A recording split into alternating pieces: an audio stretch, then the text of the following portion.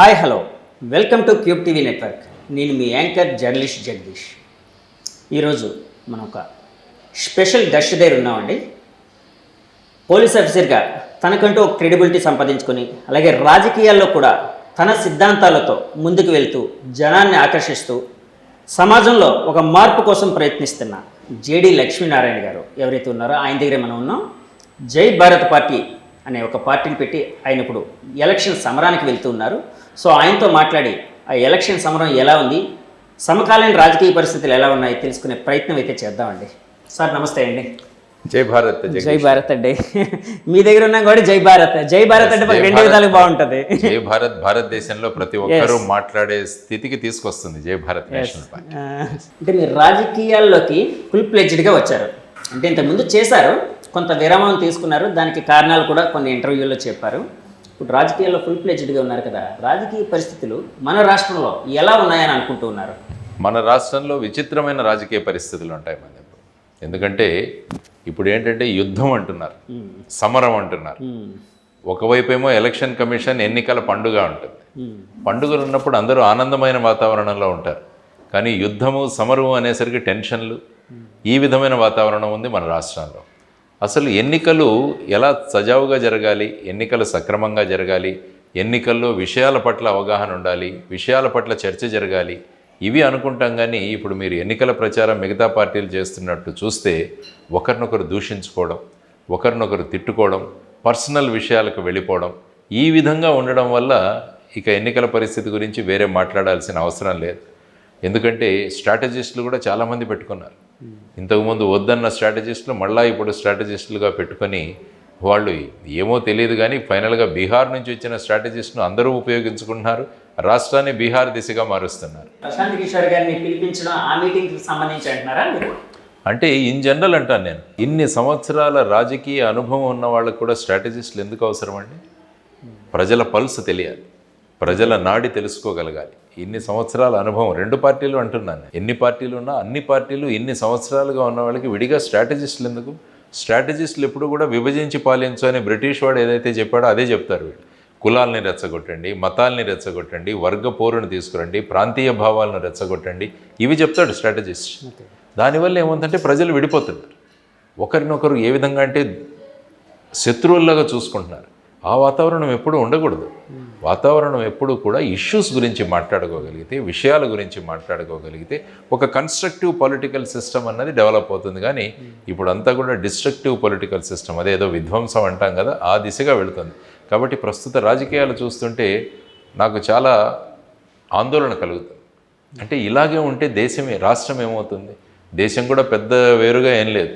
దేశ పరిస్థితులు అలాగే ఉన్నాయి, రాష్ట్ర పరిస్థితులు ఇంకా అధ్వానంగా ఉన్నాయి. ఎందుకంటే మన రాష్ట్రంలో ఇతర ఫ్యాక్టర్స్ ప్రభావం చాలా ఎక్కువ ఉంటుంది. కుల ప్రభావం కానీ, ఇక్కడ డబ్బు ప్రభావం కానీ, ఇది చాలా ఎక్కువగా ఉన్న రాష్ట్రం మన ఆంధ్రప్రదేశ్. సో ఇటువంటి పరిస్థితుల్లో మీరన్నట్టు రాష్ట్ర రాజకీయ పరిస్థితులు ఏవైనా ఉన్నాయో ఆందోళనకరంగా ఉన్నాయి. ఈ ఆందోళన తగ్గిస్తూ ఒక కొత్త విధానంగా ఆలోచించడానికే జై భారత్ నేషనల్ పార్టీ వచ్చింది. ఒక ప్రత్యామ్నాయ పార్టీగా మేము తీసుకొస్తున్నాం. మేము ఎక్కడా కూడా విషయాల గురించి చర్చిస్తాం, విషయాల గురించి మాట్లాడతాం, మేమేం చేయబోతున్నామో అని వారికి చెబుతాం.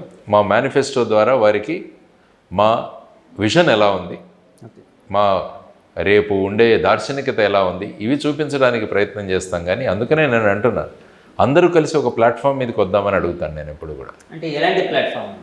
ఒక పెద్ద మీటింగ్ పెట్టండి. ఓకే, ఇప్పుడు వీరు సిద్ధమని, వీరు కదలి రండి అని, యువగళం అని ఇలా పెడుతున్నారు కదా, అవేం వద్దు. అందరం ఒకే ప్లాట్ఫామ్ మీదకి వద్దాం, అందరినీ పిలుద్దాం. కాబట్టి ఒక్కొక్క విషయం మీద మాట్లాడదాం. అమెరికన్ ప్రెసిడెన్షియల్ సిస్టంలో ఆ విధంగా ఉండాలి. అమెరికన్ సిస్టంలో ఇద్దరు వచ్చి మాట్లాడతారు, ఇక్కడ నలుగురు ఉంటే నలుగురు మాట్లాడదాం, 10 మంది ఉంటే 10 మంది మాట్లాడదాం, విషయాలు తీసుకుందాం. ఫర్ ఎగ్జాంపుల్ ప్రత్యేక హోదా, ఎస్ తెలుగుదేశం మీరు చెప్పండి, వైఎస్ఆర్సీపీ మీరు చెప్పండి, జనసేన మీరు చెప్పండి, బీజేపీ మీరు చెప్పండి, జై భారత్ చెప్పండి, కమ్యూనిస్ట్ చెప్పండి, ఒక్కొక్కరు మాట్లాడదాం విషయం గురించి. అప్పుడు తేటతెల్లమైపోతుంది ప్రజలకు ఎవరు ఏం చేశారు అన్నది. కానీ అది చెప్పడానికి సిద్ధంగా లేరు. మీటింగులకు అయితే సిద్ధం అంటున్నారు కానీ దీనికి సిద్ధంగా లేరు. మేము అదే అడుగుతున్నాం, రాష్ట్రం యొక్క ఆర్థిక పరిస్థితి ఏంటి అన్నది ప్రభుత్వం మాకు తెలియజేయాలని మేము అడుగుతున్నాం. ఇప్పుడు క్యాండిడేట్ల యొక్క ఆర్థిక పరిస్థితి ఏంటని ఒక అఫిడవిట్ సబ్మిట్ చేయాలి క్యాండిడేట్లు అందరూ కూడా. వాళ్ళకున్న ఆస్తులు, తర్వాత వాళ్ళ మీద ఉన్న కేసులు, ఈ వివరాలన్నింటిలో ఒక అఫిడవిట్ ఇవ్వాల్సి వస్తుంది. కానీ సార్ ఇక్కడ నాదొక క్వశ్చన్, క్యాండిడేట్లు ఇది కంపల్సరీ యాక్చువల్గా నామినేషన్ వేసే క్రమంలోనే వాళ్ళ అఫిడవిట్లో మొత్తం అన్ని పొందుపరచాలి. కానీ అందరూ నిజాలు చెప్తున్నారు అనుకోవచ్చు సార్. అంటే ఆ తర్వాత ఎంక్వైరీ జరుగుతుంది. ఇప్పుడు మీరు ఎక్కడైనా చూడండి, ఫాల్స్ అఫిడవిట్ వేస్తే ఆ తర్వాత శాసన సభ్యత్వం కానీ పార్లమెంటు సభ్యత్వం కానీ రద్దయిన సంఘటనలు చాలా ఉన్నాయి. మనం చూస్తే మహబూబ్ నగర్లో డీకే అరుణ గారు, ఇంకొక వ్యక్తి, ఆ తర్వాత ఇంతకుముందు ఎమ్మెల్యే అయిన వ్యక్తి అభ్యర్థిత్వాన్ని కొట్టివేసి హైకోర్టు డీకే అరుణ గారిని ఎమ్మెల్యేగా చేయడం జరిగింది. కాబట్టి అఫిడవిట్ ఫైల్ చేయడం అన్నది చాలా ఇంపార్టెంట్ విషయం. అందులో విషయాలు కూడా అఫిడవిట్ అన్నదే మనం ఆన్ స్వేరింగ్ చేస్తాం, ఎందుకంటే నోటరీ ముందు మనం ప్రమాణం చేసి ఇస్తాం. అది తప్పుగా ఇస్తే దాని మీద చర్యలు ఉంటాయి, దెర్ ఈజ్ నో డౌట్. కానీ మేమేం అడుగుతున్నామంటే రాష్ట్ర ప్రభుత్వం యొక్క ఆర్థిక పరిస్థితి ఏంటి, ఆర్థిక ఆరోగ్యం ఏంటి, ఫైనాన్షియల్ హెల్త్ ఏంటి అని అడుగుతున్నాం. ఎందుకంటే ఒక ఓటర్గా నేను వేసేటప్పుడు ఈ ప్రభుత్వాలు ఆర్థిక వ్యవస్థను ఏం చేసాయని తెలుసుకునే హక్కు నాకు ఉండాలి. దాన్ని బట్టి నేను అభిప్రాయం వ్యక్తం చేస్తాను. అలా కాకుండా బడ్జెట్లో 4,20,000 4,30,000 కోట్లు మాత్రమే అప్పు చేసామంటే, మరి ఒక చోట కార్పొరేషన్లకు చేసిన అప్పులు అవన్నీ తీసుకుంటే సుమారు 12 నుంచి 13 లక్షల కోట్లని అంటున్నారు. మరి ఈ రెండిట్లో ఏది నమ్మాలి ఓటర్? అందువల్ల ఎలక్షన్ కమిషన్కి జయభారత్ నేషనల్ పార్టీ ఒక లెటర్ రాశాం. ఆ లెటర్లో మీరు ఆదేశించండి రాష్ట్ర ప్రభుత్వానికి, మీరు తీసుకున్న బడ్జెట్లో చూపించిన అప్పులు, ఆ తర్వాత కార్పొరేషన్ల గ్యారంటీస్ మీద మీరు రేజ్ చేసిన అప్పులు, ఈ రెండింటి మొత్తం చిట్టా పెట్టండి. అప్పుడు ప్రజలు దేని మీద వేయాలి ఓట్లు? ఇటువంటి విషయాల మీద ఓట్లు వేస్తారు. సో ఆ విధంగా ఈ ఎలక్షన్ విధానాలు మార్చాలని చెప్పేసి మేము కోరుకుంటూ ఆ విధమైన విషయాలను ప్రజలకు చెప్పడానికి వచ్చింది జయభారత్ నేషనల్ పార్టీ. సార్ యాక్చువల్గా ఇప్పుడు ఇష్యూ బేస్డ్గా ఉండాలి అంటే ఏదైనా రాజకీయ యుద్ధం కావచ్చు, అలాగే ప్రజల ఆలోచన ధోరణి, ఓటు ఎవరికి వేయాలి అనేది ఇష్యూ బేస్డ్గా ఉంటే బాగుంటుంది అని అన్నారు కదండి. ప్రజల్లో చైతన్యం ఉందని అనుకుంటున్నారా సార్? ఉంది, చైతన్యం ఎప్పుడూ ఉంటుంది ప్రజల్లో. కానీ మన పొలిటికల్ పార్టీలు ఈ ప్రజలను ఏ విధంగా డ్రైవ్ చేస్తున్నారన్న దాని మీద ఆధారపడి ఉంటాయి. దాంతో ఏమైపోయిందంటే ప్రజలు పార్టీలను చూసి ఓట్లు వేస్తున్నారు. మేము కోరుకుంటున్నది ఏంటంటే అభ్యర్థులను చూసి ఓటు వేయండి. ఎటువంటి అభ్యర్థులు నిలబెడుతున్నారు మీ దగ్గర? వాళ్ళ క్రిమినల్ రికార్డు ఉందా? వాళ్ళు ఏం చేశారు ఇప్పటి వరకు? వాళ్ళని ఎన్నుకుంటే మన జీవితాలు ఏ విధంగా బాగుపడతాయన్న ఆలోచనలతో గనక వేస్తే అప్పుడు మంచి వ్యక్తులు, ప్రజల అభ్యుదయం కోరే వ్యక్తులు శాసనసభలకు పార్లమెంట్లకు వెళతారు. ఇప్పుడు చూడండి, పార్టీలు ఎవరినంటే వాళ్ళని పెట్టేస్తున్నారు. ఎందుకంటే ప్రజలు పార్టీలకు ఓట్లు వేస్తున్నారు కానీ వ్యక్తులకు ఓట్లేవారు. వారెవరో అంటారు, మా బాస్ చెప్తే కుక్కను నిలబెట్టినా కూడా గెలుస్తుందట.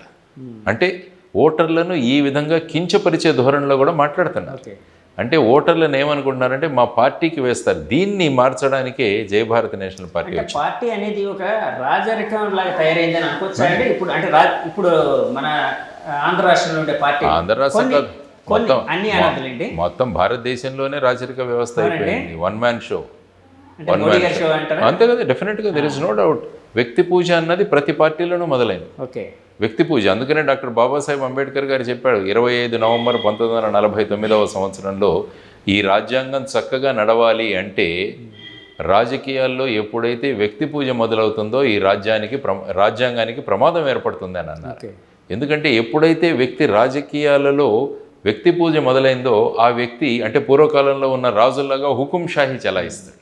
అంటే నేను చెప్పిందే వేదం, నేను చెప్పిందే జరగాలి. ఆ విధంగా చూసుకోకపోతుంటే మిగతా వాళ్లకు వాయిసే ఉండదు, గొంతే ఉండదు. కాబట్టి ఇప్పుడు ఏమవుతుంది, ముఖ్యమంత్రులు ఎవరైతే ఉన్నారో వారు వన్ మ్యాన్ షో. తర్వాత పైన కేంద్ర ప్రభుత్వంలో చూసుకున్నా 2 వ్యక్తుల పేర్లే వస్తాయి మనకు, మోడీ అండ్ అమిత్ షా గారి పేర్లే వస్తాయి. కాబట్టి ఈ విధంగా ఉండడం వల్ల ప్రజాస్వామ్యానికి ప్రమాదం ఏర్పడుతుంది. మరి రాజ్యాంగం అన్నది ఒక ఇమ్మెటీరియల్గా తయారవుతుంది. రాజ్యాంగం ఎలాగైనా ఉండొచ్చు కానీ మేము ఎలా కావాలనుకుంటే దాన్ని అలాగా అన్వయించుకుంటున్నామన్న స్థాయికి వచ్చినప్పుడు the democracy will be in danger. ప్రజాస్వామ్యం ప్రమాదంలో పడుతుంది అన్నది మనం నేర్చుకోవాలి. సార్ జాతీయ పార్టీలో ముఖ్యంగా బీజేపీలో వ్యక్తి పూజ అనేది కాకుండా సైద్ధాంతికగా వెళ్ళడం అనేది ఉండేది కదండి అంతకుముందు అంతనా. ఈ మధ్య అది వ్యక్తికి పూజగా మారిందని అనుకోవచ్చా సార్? డెఫినెట్. ఎందుకంటే వాజ్పేయి గారి టైంలో ఉన్న రాజకీయాలు ఆ తర్వాత వచ్చిన ప్రస్తుత రాజకీయాల్లో చాలా తేడా ఉంది. ఎందుకంటే అక్కడ ఉన్న మినిస్టర్లకే గౌరవం దక్కట్లేదని, ఎవరు కూడా కలవలేరు, వాళ్ళు ఏం చెబితే అదే వినాలి, ఆ టైప్ వాళ్ళే మాట్లాడుకుంటూ ఉంటారు. సో ఆ విధంగా చూస్తే ఇక్కడ కూడా అంతే, మన రాష్ట్రంలో చూసినా కూడా అంతే, ఏం పెద్ద తేడా లేదు ఏ పార్టీలు. దానివల్ల ఏమవుతుందంటే మనం బ్రిటిష్ వాళ్ళని పోగొట్టాము, రాజులను పోగొట్టాము, మళ్ళీ రాచరికాన్నే తెచ్చుకుంటున్నాం, మళ్ళీ బ్రిటిష్ వాడి సిద్ధాంతరమైన డివైడ్ అండ్ రూలే తెచ్చుకుంటున్నాం మళ్ళీ. కాబట్టి ఈ విధంగా ఏమవుతుందంటే మళ్ళా మరి రాజ్యాంగం ప్రమాదంలో పడింది, తర్వాత పౌరుల యొక్క హక్కులు ప్రమాదంలో పడ్డాయి. ఇవన్నీ కూడా పౌరులకు తెలియజేయాలి. సో ఆ విధంగా తెలియజేయడానికి వచ్చాము మేము జై భారత్ నేషనల్ పార్టీ. కాబట్టి మా క్యాంపెయినింగ్ అంతా కూడా ప్రజలకు ఈ విషయాలు తెలియజేస్తున్నాం. రాజ్యాంగం యొక్క ప్రాముఖ్యత, మన హక్కుల ప్రాధాన్యం, ప్రభుత్వం యొక్క భూమిక, ఎమ్మెల్యే భూమిక ఏంటి. సాధారణంగా చాలామంది అనుకుంటారు, చాలామందిని అడిగాను, మీ ఎమ్మెల్యే గారు ఎలా ఉంటారు సార్? మా పెళ్ళిళ్ళందరికీ వస్తారండి, మా ఇంట్లో ఏదైనా జరిగితే ఆయన వచ్చి ఉంటారు, ఆ ఖర్చులు ఏవో ఇస్తారు. అంటే ఇదే ఎమ్మెల్యే ఒక పని అని చాలామంది అనుకుంటున్నారు. యాక్చువల్గా శాసనసభ్యులు అంటే శాసనసభలో కూర్చొని ప్రజల కోసం చట్టాలు చేసేవాళ్ళు శాసనసభ్యులు. సో ఆ విధమైన డెఫినేషన్ కూడా మనం తెలియజేస్తున్నాం. అటువంటి పరిస్థితులలో అక్కడ చట్టాలు చేసిన తర్వాత చట్టాలు అమలు చేయడానికి బ్యూరోక్రసీ ఉంది. సో వాళ్ళ ద్వారా ఖచ్చితంగా పనులు జరుగుతున్నాయా లేదా అని చూడాల్సిన బాధ్యత కూడా ఉంటుంది. కాబట్టి పబ్లిక్ అండర్స్టాండింగ్ కూడా చాలా విభిన్నంగా ఉంది. కాబట్టి ప్రజలకు కూడా తెలియజేయాలి ఎమ్మెల్యే భూమిక ఏంటి, ఎంపీ భూమిక ఏంటి, వాళ్ళు దేనికి మీరు ఎన్నుకుంటున్నారు.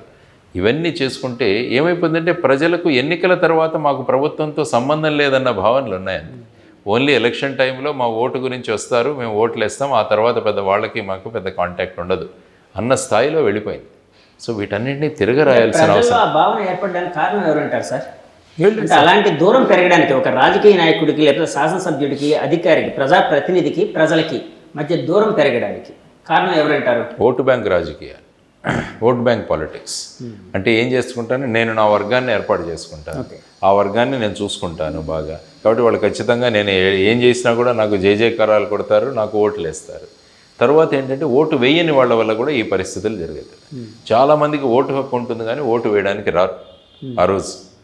సో సడన్గా చూపించేసరికి బారులు తీరిన జనం, అక్కడ షామియానాలు వేయలేదు, నీళ్లు దొరకట్లేదు, ఆహాకారాలు, మొరాయించిన ఈవీఎంలు, ఇలాంటి టైటిల్స్ మీ స్క్రాలింగ్ రాగానే ఇంట్లో టీవీ కూర్చుంటున్న వ్యక్తికి ఎందుకులే అక్కడికి వెళ్ళడం మనం అనుకుంటాం. అందుకనే మేము కోరుతున్నట్టు ఏంటంటే పోలింగ్ బూత్స్ని పెంచండి. ఇప్పుడు 1000 మందికి ఒక పోలింగ్ బూత్, 500కి పెట్టండి ఒక పోలింగ్ బూత్. ఏమవుతుంది మీకు? ఎలక్షన్ 3 రోజులు పెట్టండి. కన్వీనియన్స్ బట్టి నేను వెళ్తాను ఓటు వేసుకోవడానికి. ఆ తర్వాత ఓటింగ్ కంపల్సరీ చేయండి. ఈ 3 కనుక చేయగలిగితే ఏమవుతుందంటే ఓటింగ్ పర్సంటేజ్ పెరుగుతుంది. ఎప్పుడైతే ఓటింగ్ పర్సంటేజ్ పెరుగుతుందో ఓటు బ్యాంక్ రాజకీయాలు క్లోజ్ అవుతాయి. ఎందుకంటే 90-95% కనుక ఓటు వేయగలిగితే ఈ ఓటు బ్యాంక్ రాజకీయాలు, ఈ డబ్బు రాజకీయాలు, ఈ మద్యం రాజకీయాలు ఇవన్నీ కూడా పోతాయి. అందువల్ల నేను ఎప్పుడూ అంటుంటాను, ప్రస్తుతం ఎన్నికైతున్న వ్యక్తులు ఓటు వేసిన వాళ్ళ వల్ల ఎన్నిక అవ్వట్లేదు, ఓటు వేయని వాళ్ళ వల్ల ఎన్నికవుతున్నారంట. కాబట్టి ఓటింగ్ పర్సంటేజ్ పెంచాలనేది even election commission of India కూడా అదే పని చేస్తుంది. ఇప్పటికీ మన రాష్ట్రంలో 15 ఏప్రిల్ వరకు ఓటర్ రిజిస్ట్రేషన్ కానీ మార్పులు కానీ చేసుకోవడానికి అవకాశం కల్పిస్తుంది. చూడండి, మే 13 ఎలక్షన్లు, కానీ ఏప్రిల్ 15 వరకు కూడా మనకు అవకాశం ఇచ్చి ఆ తర్వాత ఎలక్టోరల్ రోల్స్ తయారు చేసి వాళ్ళు ఎన్నికలకు సిద్ధంగా ఉన్నారు. సో ఇవన్నీ గమనించాల్సిన విషయం ఏంటంటే మన బాధ్యతగా తీసుకోవాలి. మొన్న రైతు బజార్కి వెళ్ళాను, అక్కడ చాలామంది కొనుక్కుంటున్నారు. వాళ్ళు ఎంత చక్కగా ఏరుకుంటున్నారంటే టమాటోల దగ్గర నేను కూడా మా ఇంటికి తీసుకురావడానికి వెళ్ళాను. ఒక్కొక్క టమాటో చూసి దాని బాగుందా లేదా అని వాళ్ళ బుట్టలో వేసుకుంటున్నారు. నేను అక్కడికి వెళ్ళి చెప్పానమ్మా, ఒకరోజు మీరు వంట చేసుకోవడానికి ఇంత శ్రద్ధ తీసుకుంటున్నారు, 5 సంవత్సరాలు మీకు ఎమ్మెల్యేగా ఉండాల్సిన వ్యక్తి గురించి మనం ఎంత శ్రద్ధ తీసుకోవాలో ఆలోచించండి అని వాళ్ళకి చెప్పాను. కాబట్టి ఈ విధంగా ఓటర్స్ యొక్క కాన్షియస్ను కూడా రేస్ చేస్తున్నాము. మన ఓటు ఎలా వేయాలి, ఏం చూడాలి, మనం ఎమ్మెల్యేల దగ్గర నుంచి ఏం కోరుకోవాలి, వాళ్ళు మన సేవకులు అన్న ధోరణి మనలో ఉండాలి. కానీ ఇప్పుడు ఏమైపోయిందంటే ఎమ్మెల్యే అయిపోగానే హడావిడి, ఒక గన్మెన్లు, వాళ్ళ మొబైల్ ఫోన్లు పట్టుకోవడానికి 2, ఒక 10-20 మంది ఉంటారు వెంట. చాలాసార్లు సామాన్య జనం కలవడానికే ఉండదు. యాక్చువల్గా ఎమ్మెల్యే అన్నవాడు సేవకుడు, ప్రజాసేవకుడు. ముఖ్యమంత్రి అన్నవాడు ప్రథమ ప్రజాసేవకుడు. ప్రధానమంత్రి అన్నవాడు దేశానికి ప్రథమ ప్రజాసేవకుడు. ప్రజలు పాలకులు, ప్రజలు పాలకులు, వాళ్ళు సేవకులు. కానీ ఇది రివర్స్ అయిపోయింది. ప్రజలు సేవకులు, వీళ్ళు పాలకులు అన్న ధోరణిలో వెళ్ళినప్పుడు ఏముందంటే ప్రజాస్వామ్యం ప్రమాదంలో పడుతుంది. కాబట్టి ప్రజాస్వామ్యాన్ని మళ్ళా తిరిగి రాయాల్సిన బాధ్యత మన అందరి మీద ఉంది. ఆ బాధ్యతను గుర్తు చేస్తూ అటువంటి అవగాహన ఉన్న వాళ్ళని జై భారత్ నేషనల్ పార్టీ ఎమ్మెల్యేలుగా ముందుకు తీసుకొస్తున్నాం, ఎంపీలుగా ముందుకు తీసుకొస్తున్నాం. సార్, ఇందాక మీరు ఒక మాట అన్నారు, వ్యక్తి పూజ ఏదైతే ఉందో అది పెరిగిపోయింది, అంటే రాష్ట్రంలో కావచ్చు, పార్టీల్లో కావచ్చు, జాతీయ స్థాయి పార్టీలో కూడా కావచ్చు అన్నారు. మరి మీ పార్టీలో అది లేదా అండి? ఎందుకంటే మీ పార్టీకి స్టార్ క్యాంపెయినర్ కానీ, ఒక స్టార్ బ్రాండ్ అంబాసిడర్ కానీ మీరు ఒకరే. సో అందరూ మీ చుట్టూ తిరుగుతూ మిమ్మల్ని ప్రేజ్ చేస్తూ ఒక వ్యక్తి పూజ పెరగడం అనేది ఉండదంటారా మీ పార్టీలో? మా దాంట్లో ఎమ్మెల్యేలకి ఎవరికి సీట్లు ఇవ్వాలనేది వేరే కమిటీ, నాకు సంబంధం లేదు. నేను కూడా ఎక్కడ నిలబడాలన్నది ఆ కమిటీ డిసైడ్ చేస్తుంది, నేను డిసైడ్ చేయను. సో ఆ విధంగా ప్రతి ఒక్క బాధ్యతలకు వారికి ఇవ్వాల్సి ఇస్తుంది. పార్టీ యొక్క కమాండ్ ఏదైతే ఉందో, కమిటీలు ఏవైతే ఉన్నాయో, వాళ్ళ ఇచ్చిన ఉత్తర్వులు కానీ, వాళ్ళు తీసుకున్న నిర్ణయాలు కానీ నేను కూడా పార్టీ అధ్యక్షుడిగా పాటించాలి. ఓకే, నేను స్టార్ క్యాంపెయినర్ అవ్వచ్చు, దెర్ ఇస్ నో డౌట్. ఎందుకంటే పార్టీ, నేను అధ్యక్షుడిగా ఆ ఫేస్ వాల్యూ స్టార్ క్యాంపెయినర్ నేనే, there is no doubt about it. కానీ ప్రజాస్వామ్యంలో, పార్టీల్లో ప్రజాస్వామ్యం ఉండాలన్నది ముఖ్యమైన విషయం. కాబట్టి పార్టీల్లో ప్రజాస్వామ్యం ఉంది. సో ఆ విధంగా వ్యక్తి పూజకు నేను ఎప్పుడు కూడా, ఈవెన్ విభాగంలో ఉన్నా కూడా వ్యక్తి పూజ అన్నది ఎప్పటికీ నాకు నచ్చదు. అందరం కలిసి డిస్కస్ చేయాలి, విషయాలు మాట్లాడుకోవాలి, సమాజం బాగుండాలన్న కాన్సెప్ట్లో మీకు వస్తాం. కాబట్టి ఆ వ్యక్తి పూజ అన్న క్వశ్చనే లేదు. స్టార్ క్యాంపెయినర్ అవ్వచ్చు నేను, there is no doubt. Sir, ఇందాక మీరు అంటే 3 రోజులు ఎలక్షన్ జరగాలి అంటే ఎక్కువ ఓటింగ్ శాతం పెరుగుతుంది ఇలా అని అన్నారు కదండి. సో 3 రోజులు, ఎందుకంటే ఒక రోజు పెరిగితేనే రకరకాల అంటే అక్రమాలకు కానీ, ఇంకో దానికి కానీ, కొన్ని చెడు కార్యక్రమాలకు కానీ ఆస్కారం ఉందని అంటే పార్టీలన్నీ అన్ని పార్టీలు, ఈ పార్టీ ఆ పార్టీలు కదా, చాలాసార్లు గగ్గోలు ఎత్తు ఉంటాయి. అలాంటిది 3 రోజులు అనగానే అలాంటి అక్రమాలు జరగాలని భావించవచ్చా? ఇంకా ఎక్కువ అవుతాయి కదా సార్, అంటే దానికి ఎలాంటి చర్యలు తీసుకుంటే బాగుంటుందని? ఇప్పుడు ఏమవుతుందంటే, అక్రమాలు ఎందుకు జరుగుతున్నాయంటే చాలామంది ఓట్లు వేయడానికి రావట్లేదు.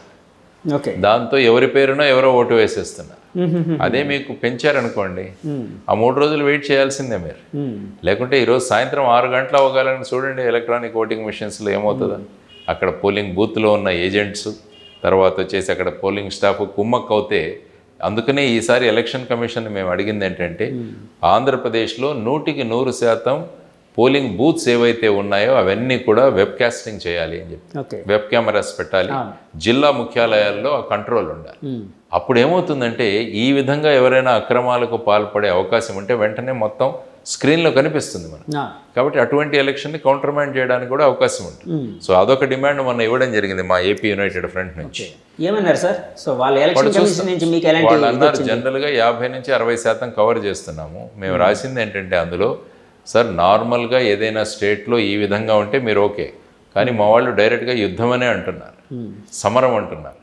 మీరేమో పండగ అంటున్నారు, వాళ్ళేమో సమరం అంటున్నారు. కాబట్టి ఇది ఓన్లీ స్టేట్ ఎక్కడ సమరం అనేవాళ్ళు. కాబట్టి ఇక్కడ ఖచ్చితంగా మీరు 100% కవర్ చేయాలంటే తీసుకున్నారు, ఫైల్లో తీసుకుని డిస్కస్ చేస్తాము అన్నారు. ఎందుకంటే వాళ్ళ అబ్జర్వర్స్ కూడా ఇక్కడికి వచ్చారు, వాళ్ళు కూడా పరిస్థితిని బేరీజు వేస్తున్నారు. ఆ తర్వాత వాళ్ళు రికమెండ్ చేస్తారు. ఏముంది దాంట్లో, మానిటర్స్ పెట్టడం, సీసీటీవీ కెమెరాస్ పెట్టడం, దాన్ని సెంట్రలైజ్డ్ కనెక్షన్ పెట్టడం, ఇవన్నీ కూడా. ఎప్పుడైతే మనల్ని ఎవరో అబ్జర్వ్ చేస్తున్నారు అంటే మన ధోరణి వేరేగా ఉంటుంది. కాబట్టి ఆ విధంగా అంటే ప్రజల్లో కూడా ఒక ట్రాన్స్పరెన్సీ అనేది ఉంది. సో మనం నిజాయితీగా ఎన్నుకోవచ్చు, నిజాయితీగా ఓటేయచ్చు అనే ఒక భావన కూడా బలపడుతుంది కదండి. డెఫినెట్గా బలపడుతుంది. ఈవెన్ వీవీప్యాట్ గురించి కూడా సుప్రీంకోర్టులో జరుగుతుంది కదా. ఇంతకుముందు ఎలా జరిగిందంటే 5 ఈవీఎంలు 5 వీవీప్యాట్లు కౌంట్ చేసేవాడు. అంటే కౌంటింగ్ మొదలవగానే ర్యాండమ్గా రిటర్నింగ్ ఆఫీసర్ ఎవరంటే ఒక 5 ఈవీఎంలు దానికి అటాచ్ అయిన వీవీప్యాట్స్, ఈ 2 టాలీ చేయాలి. ఈ 2 టాలీ చేసిన తర్వాత వాళ్ళు కౌంటింగ్ మొదలు పెడతారు. కానీ ఇప్పుడు సుప్రీంకోర్టులో జరిగిన పబ్లిక్ ఇంట్రెస్ట్ లిటిగేషన్ ఏంటంటే, 5 ఈవీఎంస్తో సరిపోదు, మాకు అన్ని ఈవీఎంలు అన్ని వీవీప్యాట్లు లెక్కించాలని జరుగుతుంది. చూడాలి, ఐ థింక్ 16వ 17వ తారీఖు ఉంది సుప్రీంకోర్టు. మొత్తం అంతా సరిపోతేనే అప్పుడు లెక్కింపుకి వెళ్ళాలి, అంతే కదండి. అంటే ఇప్పుడు 5 చూసి 5 సరిపోతే లెక్కింపుకి వెళ్ళాలి. ఇక్కడ ఏదైనా మన డిస్క్రిపెన్సీ వచ్చింది, ఏదైనా తేడా వచ్చిందంటే అక్కడ కౌంటింగ్ ఆగిపోవాలి. అంటే ఈవీఎంస్లో ఏదో గోల్మాల్ ఉంది అని. ఎందుకంటే ఈవీఎంస్ మీద ఇప్పటికీ కూడా చాలామందికి అనుమానాలే. ఆ ఈవీఎంని ఏదో మిలిటరీ ఫ్రీక్వెన్సీతో దాన్ని మార్చవచ్చు, లేకుంటే ఆ చిప్ డిజైన్లో మీరు ఎక్కడ కొట్టినా కూడా ఆ పార్టీకే వెళుతుంది, ఇలా రకరకాలుగా ఉన్నాయి. సార్ అలాంటి పరిస్థితులు ఉన్నాయని అనుకోవచ్చా అండి? అంటే ఈ ఎలక్ట్రానిక్ గ్యాడ్జెట్స్లో ఏది కూడా కాదు అని చెప్పేయడానికి కూడా అంత 100% చెప్పలేం.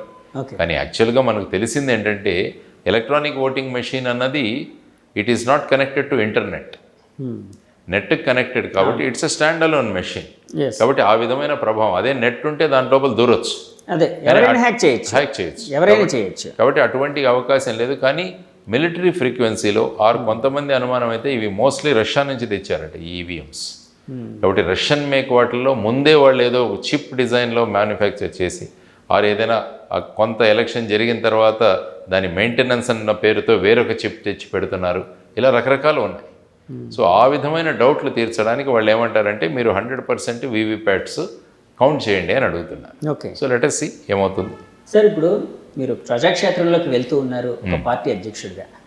కానీ ఈ మధ్య నేను గమనించిన ఒక విషయాన్ని స్ట్రైట్గా మీ దృష్టికి తేవాలనుకుంటున్నాను, అడగాలనుకుంటున్నాను, మీ క్లారిటీ కావాలనుకుంటున్నాను. అడగండి. మీ పార్టీని ఇంతకుముందు చిన్నయ్య దొర గారు అనే ఒక పెద్ద ఒక వ్యక్తి పెట్టారు. సో అది ఆయన మీరు అంటే ఆ భావాలు కలిసి తర్వాత మీరు టేక్ ఓవర్ చేశారు. ఆ చిన్నయ్య దొర గారు మొన్న జగన్మోహన్ రెడ్డి గారు సీఎం గారి దగ్గరికి వెళ్ళి వాళ్ళ పార్టీలో జాయిన్ అయ్యారు. సో దాని మీద మీ కామెంట్ ఏంటి సార్? యాక్చువల్గా చిన్నయ్య దొర గారు వారు స్టార్ట్ చేశారు ఇది 2018వ సంవత్సరంలో జయభారత్ నేషనల్ పార్టీ అన్నది మొదలుపెట్టారు. వారు 2019 ఎన్నికల్లో పోటీ కూడా చేశారు. వారు ఒక పెద్దాపురం నియోజకవర్గం అనుకుంటారు. ఏ పార్టీ తరపున సార్? Jayabharat national party. వారు అక్కడే నిలబడ్డారు. ఓకే. ఆ తర్వాత ఆయన ఈ పార్టీ ఉంది మీరు తీసుకోండి, నాకు కూడా పేరు చక్కగా ఉంది తీసుకుందాం అన్న భావన వచ్చింది. ఆ తర్వాత వారిని కూడా పార్టీలో కొనసాగమని నేను అడిగాను, నాకేమీ వద్దన్నారు. అందుకనే వారిని గౌరవాధ్యక్షులుగా చేశాను, ఆనరీ ప్రెసిడెంట్. ఎందుకంటే మా పార్టీలో ఉన్న ప్రజాస్వామ్యానికే దీనికి ఒక ఉదాహరణ.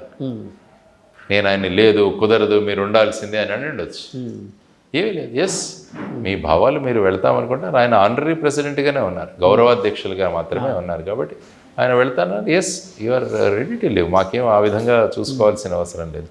భావాలు అక్కడ వ్యక్తం చేసుకుంటూ ఆయన ఫ్యూచర్ రాజకీయాల కోసం అక్కడికి వెళతాను అంటే ఎస్ అందరూ గౌరవపూర్వకంగా మేము ఆయన్ని స్వాగతించాం. There is no doubt. దానివల్ల ఏమి అంటే ఇలాంటి చర్య వలన జయభారత్ నేషనల్ పార్టీ ఏదైతే ఉందో దాని క్రెడిబిలిటీ దెబ్బతినే అవకాశం లేదని భావిస్తున్నారండి?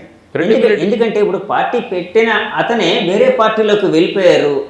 సో పార్టీ సిద్ధాంతాలు నచ్చుకోలేక పార్టీ మనుగడ సాధిస్తుందనే నమ్మకం లేక వెళ్ళిపోయారు అని అనుకునే ప్రమాదం ఉంది కదండి జనంలోని. యాక్చువల్గా ఆయన పార్టీలో మాకు పార్టీ మొత్తం ఇచ్చేశారు. Party election commission of India నుంచి పార్టీ అధ్యక్షుడిగా నా పేరు కూడా యాక్సెప్ట్ చేయడం జరిగింది. ఓకే. ఆ తర్వాత జనరల్ సెక్రటరీ పేరు, ట్రెషరరు మొత్తం కూడా చేంజ్ అయిపోయి ఎలక్షన్ కమిషన్ అగ్రీ అయింది. ఓకే. కానీ ఆ రోజు నుంచే ఆయనకు పార్టీతో సంబంధం లేదు. ఆయన కూడా వారిని రిక్వెస్ట్ చేశాను, ఓకే మీరు ఒక మంచి సద్భావంతో మొదలు పెట్టారు, మీరు కూడా పార్టీకి మంచి పేరు పెట్టారు, కాబట్టి మీరు గౌరవాధ్యక్షులుగా ఉంటే బాగుంటుంది అన్నది వారు కోరుకున్నారు. వారు కూడా ఓకే అన్నారు. ఈవెన్ మా ఆవిర్భావం అంటే డిసెంబర్ 22లో కూడా ఆయన వచ్చి నన్ను స్వాగతం పలకడం కూడా జరిగింది. ఓకే, ఈ పొలిటికల్ దాంట్లో రకరకాల డెవలప్మెంట్స్ జరుగుతూ ఉంటాయి. దానివల్ల పార్టీ క్రెడిబిలిటీ అన్నది ఏమీ పోదు. ఎందుకంటే పార్టీ సిద్ధాంతాలు ఉన్నాయి, పార్టీ మేనిఫెస్టో ఉంది, పార్టీలో ఉన్న కమిటీల విధానం వేరేగా ఉంది. కాబట్టి దీనివల్ల ప్రతి ఒక్కరూ వారి వారి రాజకీయ దీని నుంచి వెళ్ళడానికి స్కోప్ ఉంటుంది. వాళ్ళని పట్టించి పెట్టేశామనుకోండి దానివల్ల ఉపయోగం ఉండదు. కానీ చిన్నయ్య దొర గారు గౌరవాధ్యక్షులుగానే ఉన్నారు కాబట్టి వారు వేరే పార్టీలోకి వెళ్ళారు. దీనివల్ల పార్టీ యొక్క ఇదేమవుతుందని నేనైతే అనుకోవట్లేదు. సార్ అలాగే ఒక రాజకీయ పార్టీని నడపడానికి చాలా డబ్బులు అవసరం అవుతాయి. అయితే ఒక క్యాంపెయిన్ చేయడానికి కొంత అంటే మనుషులతో పాటు వాళ్ళకి ఫుడ్ అరేంజ్మెంట్స్ కావచ్చు, ఇలాంటివన్నీ అంటే ఖర్చుతో కూడుకునే వ్యవహారం కదండి. మీరేంచి స్వచ్ఛందంగా ఇందులోకి వచ్చారు, ఇప్పుడు స్వచ్ఛందంగా ముందుకు వెళ్తున్నారు. ఎలా పార్టీని తీసుకుని వెళ్తున్నారు ముందుకు? పార్టీని మేము తీసుకువెళ్తున్న దృష్టి ఎలాగుందంటే మేము కొంతమంది కాంట్రిబ్యూట్ చేసుకున్నాం దాంట్లో. కొన్ని మా దగ్గర నా పెన్షన్ డబ్బులు, మా అమ్మ కూడా ఒక 3 లక్షల పెన్షన్ డబ్బులు తన డబ్బులు ఇచ్చింది. మా అమ్మ డొనేట్ చేసింది 3 లక్షల రూపాయలు పార్టీకి. అలా తెలిసిన వాళ్ళు తర్వాత పార్టీ చిరంజీవి గారు ప్రజారాజ్యం పార్టీకి ఆయనకి పవన్ కళ్యాణ్ గారికి 5 కోట్లు ఇచ్చారు. కానీ మా అమ్మ 3 లక్షలు ఇచ్చింది మా పార్టీకి. అంతే, ఏదైనా ఒక కమిట్మెంట్ మంచి జరగాలి అన్న ఒక కాన్సెప్ట్ దాంట్లో ఇచ్చారు. తర్వాత మా సభ్యత్వం కూడా 5 రూపాయలు. సో ఆ సభ్యత్వంలో కూడా కొన్ని డబ్బులు పడుతున్నాయి. ఆ తర్వాత కొంతమంది చిన్న డొనేషన్స్ కూడా వేస్తున్నారు దాంట్లో. సో ఈ విధంగా, ఎందుకంటే మాకు అబద్ధాలు చెప్పాల్సిన అవసరం లేదు. ఆ తర్వాత వచ్చి ఓటర్లని వాళ్ళ ఆలోచన విధానాలను బూటకప్ మాటలు మాట్లాడాల్సిన అవసరం. ఎప్పుడైతే అబద్ధం చెప్పి కన్విన్స్ చేయాలో అప్పుడు డబ్బులు అవసరం ఉంటుంది. మేము ప్లెయిన్గా ఏదన్నా విషయాలు మాట్లాడతాం. కాబట్టి ఉన్న ఖర్చుతో చిన్న చిన్న ఖర్చులు, మా ఖర్చులు ఏంటి, కండువా ఖర్చులు, లేకుంటే చిన్న ఆఫీస్ నడుపుకోవడానికి అద్దె, ఇలాంటివి. తర్వాత క్యాండిడేట్లు ఎవరైతే ఉంటారో వాళ్ళ ఎలక్షన్ ఎక్స్పెండిచర్లు వాళ్ళు పెట్టుకుంటారు. అంటే ఎలక్షన్ కమిషన్ పరిధి ఏదైతే విధించిందో ఆ పరిధిలో ఉంటూ వారి ఖర్చులకు వారు క్యాంపెయినింగ్, మాది campaigning mainly door to door campaigning. Election commission పరిధిలో 25 లక్షలు కదండి 40, ఇప్పుడు 40 40 లక్షలు ఎమ్మెల్యేకి, తర్వాత ఎంపీకి 90 లక్షల దాకా అయింది. సో ఈ పరిధిలో ఉంటూ అదే జీరో బడ్జెట్ కాన్సెప్ట్ మనం. అలాగే సార్ 40 లక్షల పరిధి అని అన్నారు కదండి, మీ దాంట్లో అలాంటి క్యాండిడేట్లు ఒక 40 లక్షల వరకు పెట్టుకోగలిగే క్యాండిడేట్లు మీ వైపు వస్తున్నారా సార్? మా వాళ్ళంతా కూడా ఉద్యోగాలు చేస్తున్న వాళ్ళు, అందుకే అడుగుతున్నానండి. అంటే ఒక మధ్యతరగతి వాళ్ళు లేకపోతే ఇంటలెక్చువల్ పీపులే వస్తూ ఉంటారు కదండి, సో వాళ్ళకి డబ్బులు ఖర్చు పెట్టే కెపాసిటీ ఉందా అని అడుగుతున్నాను. మాకు ముఖ్యంగా మేము నమ్ముకున్నవి రెండు. మొదటిది వచ్చేసి రాష్ట్రంలో ఉన్న యువతరం, ఓకే, వాళ్ళ ఆలోచన విధానాలు. నెంబర్ 2 మహిళలు కూడా వాళ్ళు అనుకుంటాం మనం పెద్ద పొలిటిక్స్లో వాళ్ళకు ఉండదు, కానీ మహిళలకు ఉన్నంత సునిశ్చితమైన విశ్లేషణ వేరే ఎవరికి ఉండదు. ఆ తర్వాత మూడవది వచ్చేసి ప్రస్తుత కాలంలో ఉన్న సోషల్ మీడియా. కాబట్టి మెయిన్ స్ట్రీమ్గా మన ప్రచారానికి ఇంతకుముందు మెయిన్ స్ట్రీమ్ ఛానల్స్ కావాలి, పేపర్లో అడ్వర్టైజ్మెంట్స్ పడాలి, ఇవన్నీ ప్రస్తుత కాలంలో సోషల్ మీడియా అన్నది కూడా ప్రభావంగా పనిచేస్తుంది. కాబట్టి ఈ మూడు, యువతరం, మార్పు కోరుకుంటున్న యువతరం, పిల్లల జీవితాలు బాగుండాలి, భవిష్యత్తు బాగుండాలి, మా ఇంట్లో సంపాదన అంతా కూడా అభివృద్ధికి కావాలి మా ఫ్యామిలీ కుటుంబానికి అని అనుకుంటున్న మహిళలు, ఆ తర్వాత వచ్చేసి సోషల్ మీడియా. ఈ మూడింటి మీద చెప్పగానే నాకు గుర్తొస్తుందండి, మంగళయాన్ సినిమా కూడా వచ్చింది, ఒకటి చూసాను. అందులో ఆ మహిళలే దాన్ని సక్సెస్ అయ్యేటట్టు చేయడం, ఆ సీక్రెట్స్ జరిగింది. యాక్చువల్గా మీరు చూసుకుంటే రాష్ట్రంలో మహిళా ఓటర్స్ ఎక్కువ ఉన్నారు compare to male voters. Female voters ఎక్కువ ఉన్నారు. సార్ మీరు అందరినీ కలుస్తూ ఉంటారు కదా, ఇప్పుడు మేల్ ఓటర్స్ ఎలాంటి అంటే డిమాండ్స్ లేకపోతే వాళ్ళ ఆకాంక్షలు ఎలా ఉంటాయి, మహిళా ఓటర్ల ఆకాంక్షలు ఎలా ఉంటాయి సార్? మహిళా ఓటర్లు ఎప్పుడు కూడా మహిళలు ఫస్ట్ ఆలోచించేది కుటుంబం గురించి. మా పిల్లలు చదువుకుంటే వాళ్ళకు ఉద్యోగాలు రావాలి, ఓకే, మా పిల్లల ప్రవర్తన చక్కగా ఉండాలి, మా పిల్లలు బయటికి వెళితే వాళ్ళ మీద ఎటువంటి ఈ యాంటీ సోషల్ ఎలిమెంట్స్ యొక్క ప్రభావం ఉండకూడదు. ఆ తర్వాత ముఖ్యంగా మన రాష్ట్రంలో కోరుకున్నది గంజాయి, డ్రగ్స్. ముఖ్యంగా నేను విశాఖపట్నంలో తిరుగుతున్నాను కాబట్టి మొన్ననే 25 టన్నుల డ్రగ్స్ వచ్చాయి ఇక్కడికి. అదే కంటైనర్ వచ్చింది కదా, కంటైనర్ వచ్చింది. ఆ తర్వాత తెలియదు, మరి ఏమైందో తెలియలేదు సార్. మీరు పోలీస్ ఇన్వెస్టిగేషన్లో ఉన్నారు కాబట్టి, ఇంతకుముందు పోలీస్ ఆఫీసర్ కాబట్టి అడుగుతున్నానండి. అంటే కంటైనర్ వచ్చింది, అధికార పక్షం ప్రతిపక్షం ఒకరి మీద ఒకరు దుమ్మెత్తి పోసుకున్నారు, ఇది మీకు సంబంధించిందంటే మీకు సంబంధించిందని. అసలు ఏం జరుగుతుండొచ్చు అని మీరు ఊహిస్తూ ఉన్నారు? అందుకే నేను చెప్తాను, ఇన్వెస్టిగేటింగ్ ఏజెన్సీస్ ఎప్పుడూ కూడా ఇటువంటి పబ్లిక్తో ఎఫెక్ట్ అయిన విషయం, ఎందుకంటే 25 టన్నుల డ్రగ్స్ రావడం అన్నది సాధారణ విషయం కాదు. ప్రజలందరినీ కూడా ఆందోళనకు గురి చేసింది, ముఖ్యంగా మహిళలను. అరే మా పిల్లలకి ఏమైపోతారో, వాళ్ళు ఏమైనా డ్రగ్ అడిక్ట్స్ అయిపోతారా అని ఎంత బాధపడుతున్న వాళ్ళకి ఈ కేసులో ఏం జరుగుతుందనేది కనీసం ప్రెస్ నోట్లైనా ఇవ్వాల్సిన బాధ్యత ఇన్వెస్టిగేటింగ్ ఏజెన్సీస్ మీద ఉంటుంది. మీరు డీటెయిల్స్ ఇవ్వకండి, ఓకే మేము ఏం చేసామని ఈ విధంగా జరిగిందని చెప్తే వీళ్ళు చాలా టెన్షన్లో ఉన్నారు. నేను వెళ్ళి అడిగినప్పుడు, సార్ ఈ విధంగా అయిపోతే మరి మా పిల్లల భవిష్యత్తు ఏంటి? కాబట్టి తల్లి ఎప్పుడు కూడా కుటుంబం క్షేమం కోరుకుంటుంది. ఆ తర్వాత ఇంటి నుంచి అమ్మాయిలు బయటికి వెళితే మళ్ళీ క్షేమంగా రావాలని కోరుకుంటుంది. భర్త డబ్బు సంపాదిస్తున్న డబ్బంతా కూడా అనవసరంగా ఖర్చు చేయకుండా ఇంటికే తీసుకొచ్చేటట్టు. అందుకనే మహిళలను అడిగితే చూడండి, మద్యపాన నిషేధం పెట్టమంటారు ఇమీడియట్. ఎందుకంటే సంపాదిస్తున్న డబ్బులో సగం అక్కడికే వెళ్ళిపోతే మరి మా బతుకులు ఏంటి అని. ఎందుకంటే తల్లి ఎప్పుడు కూడా ఉపవాసాలు, తను తిండి తినకుండా పిల్లలకు తినిపిస్తుంది. కాబట్టి అటువంటి తల్లి యొక్క అభిప్రాయాలు చాలా ముఖ్యమైనవి. వాళ్ళు ఇవే కోరుకుంటున్నారు, ఉపాధి రావాలి, మా పిల్లలు ఎక్కడికెక్కడికో వెళ్ళిపోతున్నారు, మా పిల్లలతో ఉండే సమయం కూడా మాకు ఉండట్లేదు, కాబట్టి ఇక్కడే రాష్ట్రంలో ఎందుకు మీరు ఉపాధి కల్పించడం లేదు, ఇవన్నీ కూడా వాళ్ళు కోరుకుంటున్న ఇది. ముఖ్యంగా పురుషులు అడుగుతున్న ముఖ్యమైన డిమాండ్ ఏంటంటే రాష్ట్రంలో పరిశ్రమలు రావాలి, రాష్ట్రంలో అభివృద్ధి జరగాలి, తర్వాత వచ్చేసి ఉపాధి ఆఫ్ కోర్స్. ఓకే, సో ఈ విధంగా ఆలోచిస్తున్న సందర్భాలు మనకు కనిపిస్తాయి. సో ఆ విధమైన పరిస్థితుల్లో ఇది ప్రభుత్వ బాధ్యత అవుతుంది. ఎప్పుడు కూడా ప్రభుత్వ బాధ్యత అన్ని వర్గాలను కూడా మనం సాటిస్ఫై చేయగలగాలి. అది బేసిక్ మన రెస్పాన్సిబిలిటీ. ఏం అడుగుతున్నారు? ఉద్యోగాలు అడుగుతున్నారు. మొన్న మీరు చూడండి, గవర్నమెంట్ యొక్క చీఫ్ అడ్వైజరు ఆయన ఏమంటాడంటే, ప్రభుత్వం ఉద్యోగాలు సృష్టించడం గవర్నమెంట్ పని కాదంటాడు, సెంట్రల్ గవర్నమెంట్. మోడీ గారు ఏమన్నారు? ఆయన ప్రతి సంవత్సరము నేను 2 కోట్ల ఉద్యోగాలు సృష్టిస్తానన్నారు మోడీ గారు.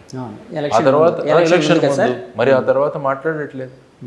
అమిత్ షా గారు అయితే జుమ్లా అంటాడు. ఆయన ఏమన్నా అంటే జుమ్లా అంటే ఎలక్షన్ అప్పుడు ఏవో మాట్లాడుతుంటున్నాం మేము అంటాడు. మరి మన క్రెడిబిలిటీ ఎక్కడ ఉంటుంది? అంటే మాయ, ఏదో జుమ్లా అంటే భ్రమ కల్పించడం. ఓ జుమ్లా హై అంటాడు ఆయన.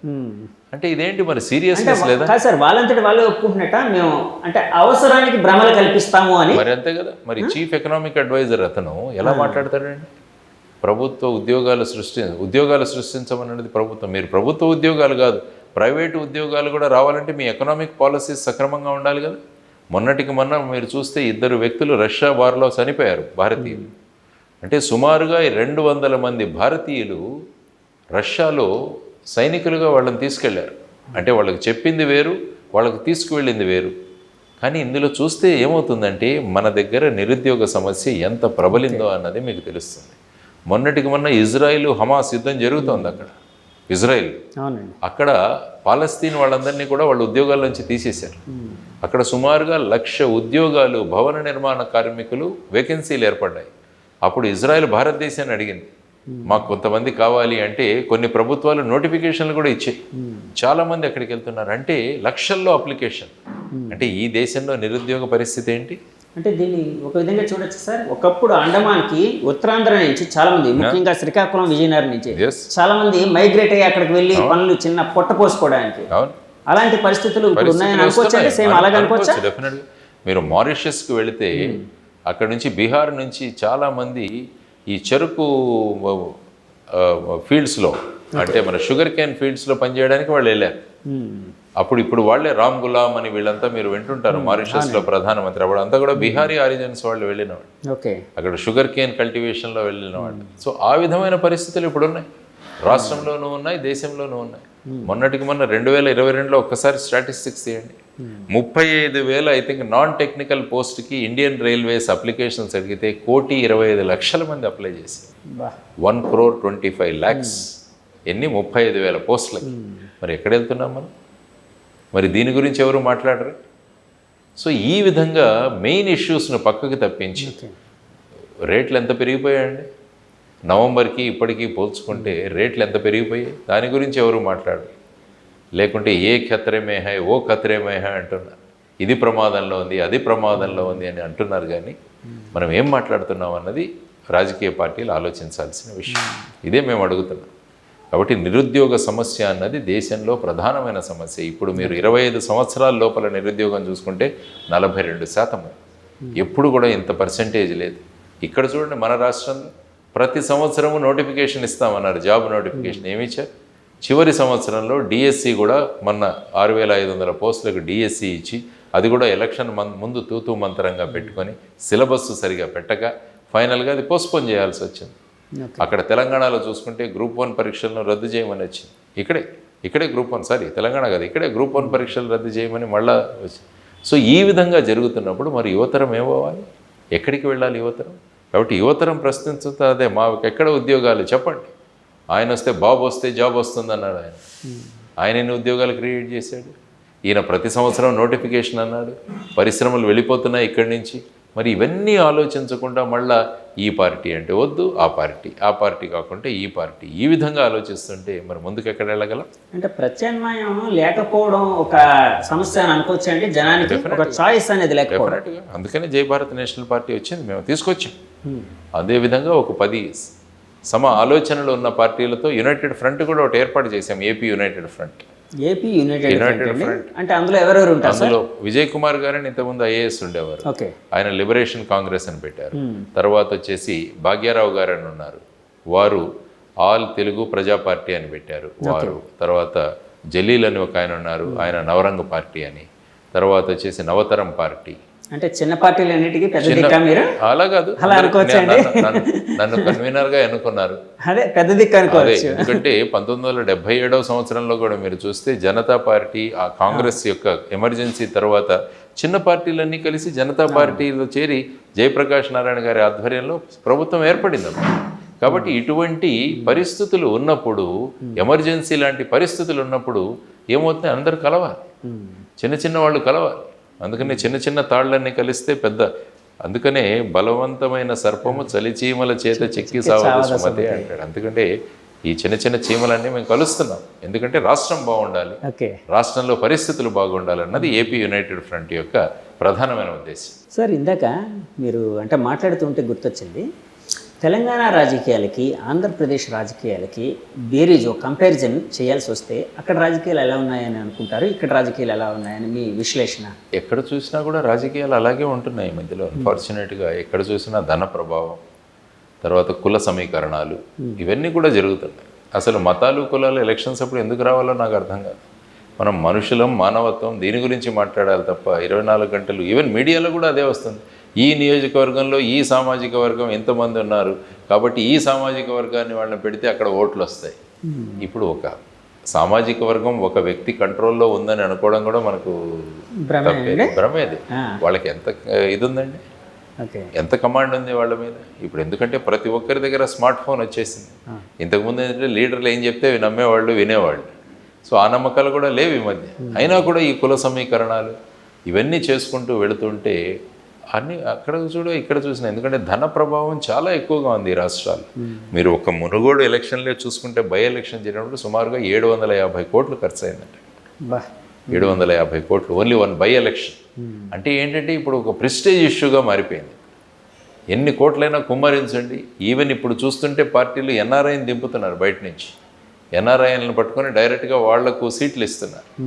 జీరో బడ్జెట్ పాలిటిక్స్ అని మాట్లాడినా మనమే మళ్ళీ జీరో బడ్జెట్ పాలిటిక్స్ వద్దు అని. జీరో బడ్జెట్ పాలిటిక్స్ కాస్త హీరో బడ్జెట్ పాలిటిక్స్ అయ్యిందండి. ఎవరు హీరోగా ప్రూవ్ చేసుకుంటే వాళ్ళు డబ్బులు పెట్టాలి. సో ఆ విధంగా డబ్బులకు ఇంత ప్రభావం ఉన్నప్పుడు మరి డబ్బులు ఇంత పెట్టగలిగిన వాళ్ళు ప్రజల సంక్షేమం గురించి ఎక్కడ ఆలోచిస్తారండి? కాబట్టి ఈ వీలైనన్ని ఫ్రీబీస్ ఇవ్వడము, ఇవి ఇవ్వడము తప్ప ఆ తర్వాత మీకు మాకు సంబంధం లేదన్న భావనే ఉంటుంది ఎప్పుడు కూడా ప్రజలు. కాబట్టి ఎలాగైనా చూసి ఈ ధన ప్రభావాన్ని తగ్గించాలి అన్నది చాలా ముఖ్యం. మద్యం ప్రభావం ఇది కూడా చాలా ఎక్కువ. నేను క్యాంపెయినింగ్ వేసినప్పుడు చాలామంది కనపడుతుంటారు ఫుల్ కొట్టేసి.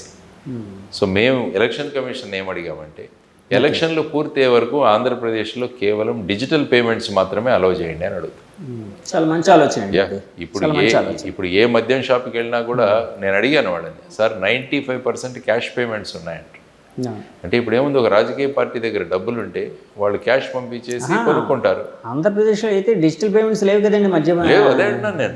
అందువల్ల ఇక్కడ డిజిటల్ పేమెంట్ జరగాలని మేము కోరుకుంటున్నాం. డిజిటల్ పేమెంట్స్ వస్తుంటే అకౌంటబిలిటీ వస్తుంది. Suppose for example X person ఒక 10 లక్షలు పెట్టి కొన్నాడు అంటే ఎవరితను, ఈయనకు సోర్స్ ఆఫ్ ఇన్కమ్ ఏంటి, ఎక్కడి నుంచి వచ్చింది, ఏ పార్టీ లింక్డ్, ఇవన్నీ కూడా మనం చూడొచ్చు. సో ఎక్కడ కూడా మనకు వెరిఫైయబుల్ ఇన్ఫర్మేషన్ ఉండాలనేది అది కూడా ఎలక్షన్ కమిషన్కి రిప్రజెంట్ చేశాము. సో ఆ విధంగా మార్పులు తీసుకురావాలని, తర్వాత వాలంటీర్ల దాంట్లో కూడా మేము ఒక రిప్రజెంటేషన్ ఇచ్చాము. వాలంటీర్లను వాళ్ళు ప్రస్తుతం ఎక్కడ పని చేస్తున్నారో అక్కడ నుంచి వాళ్ళని వేరే చోటుకి షిఫ్ట్ చేయాలి.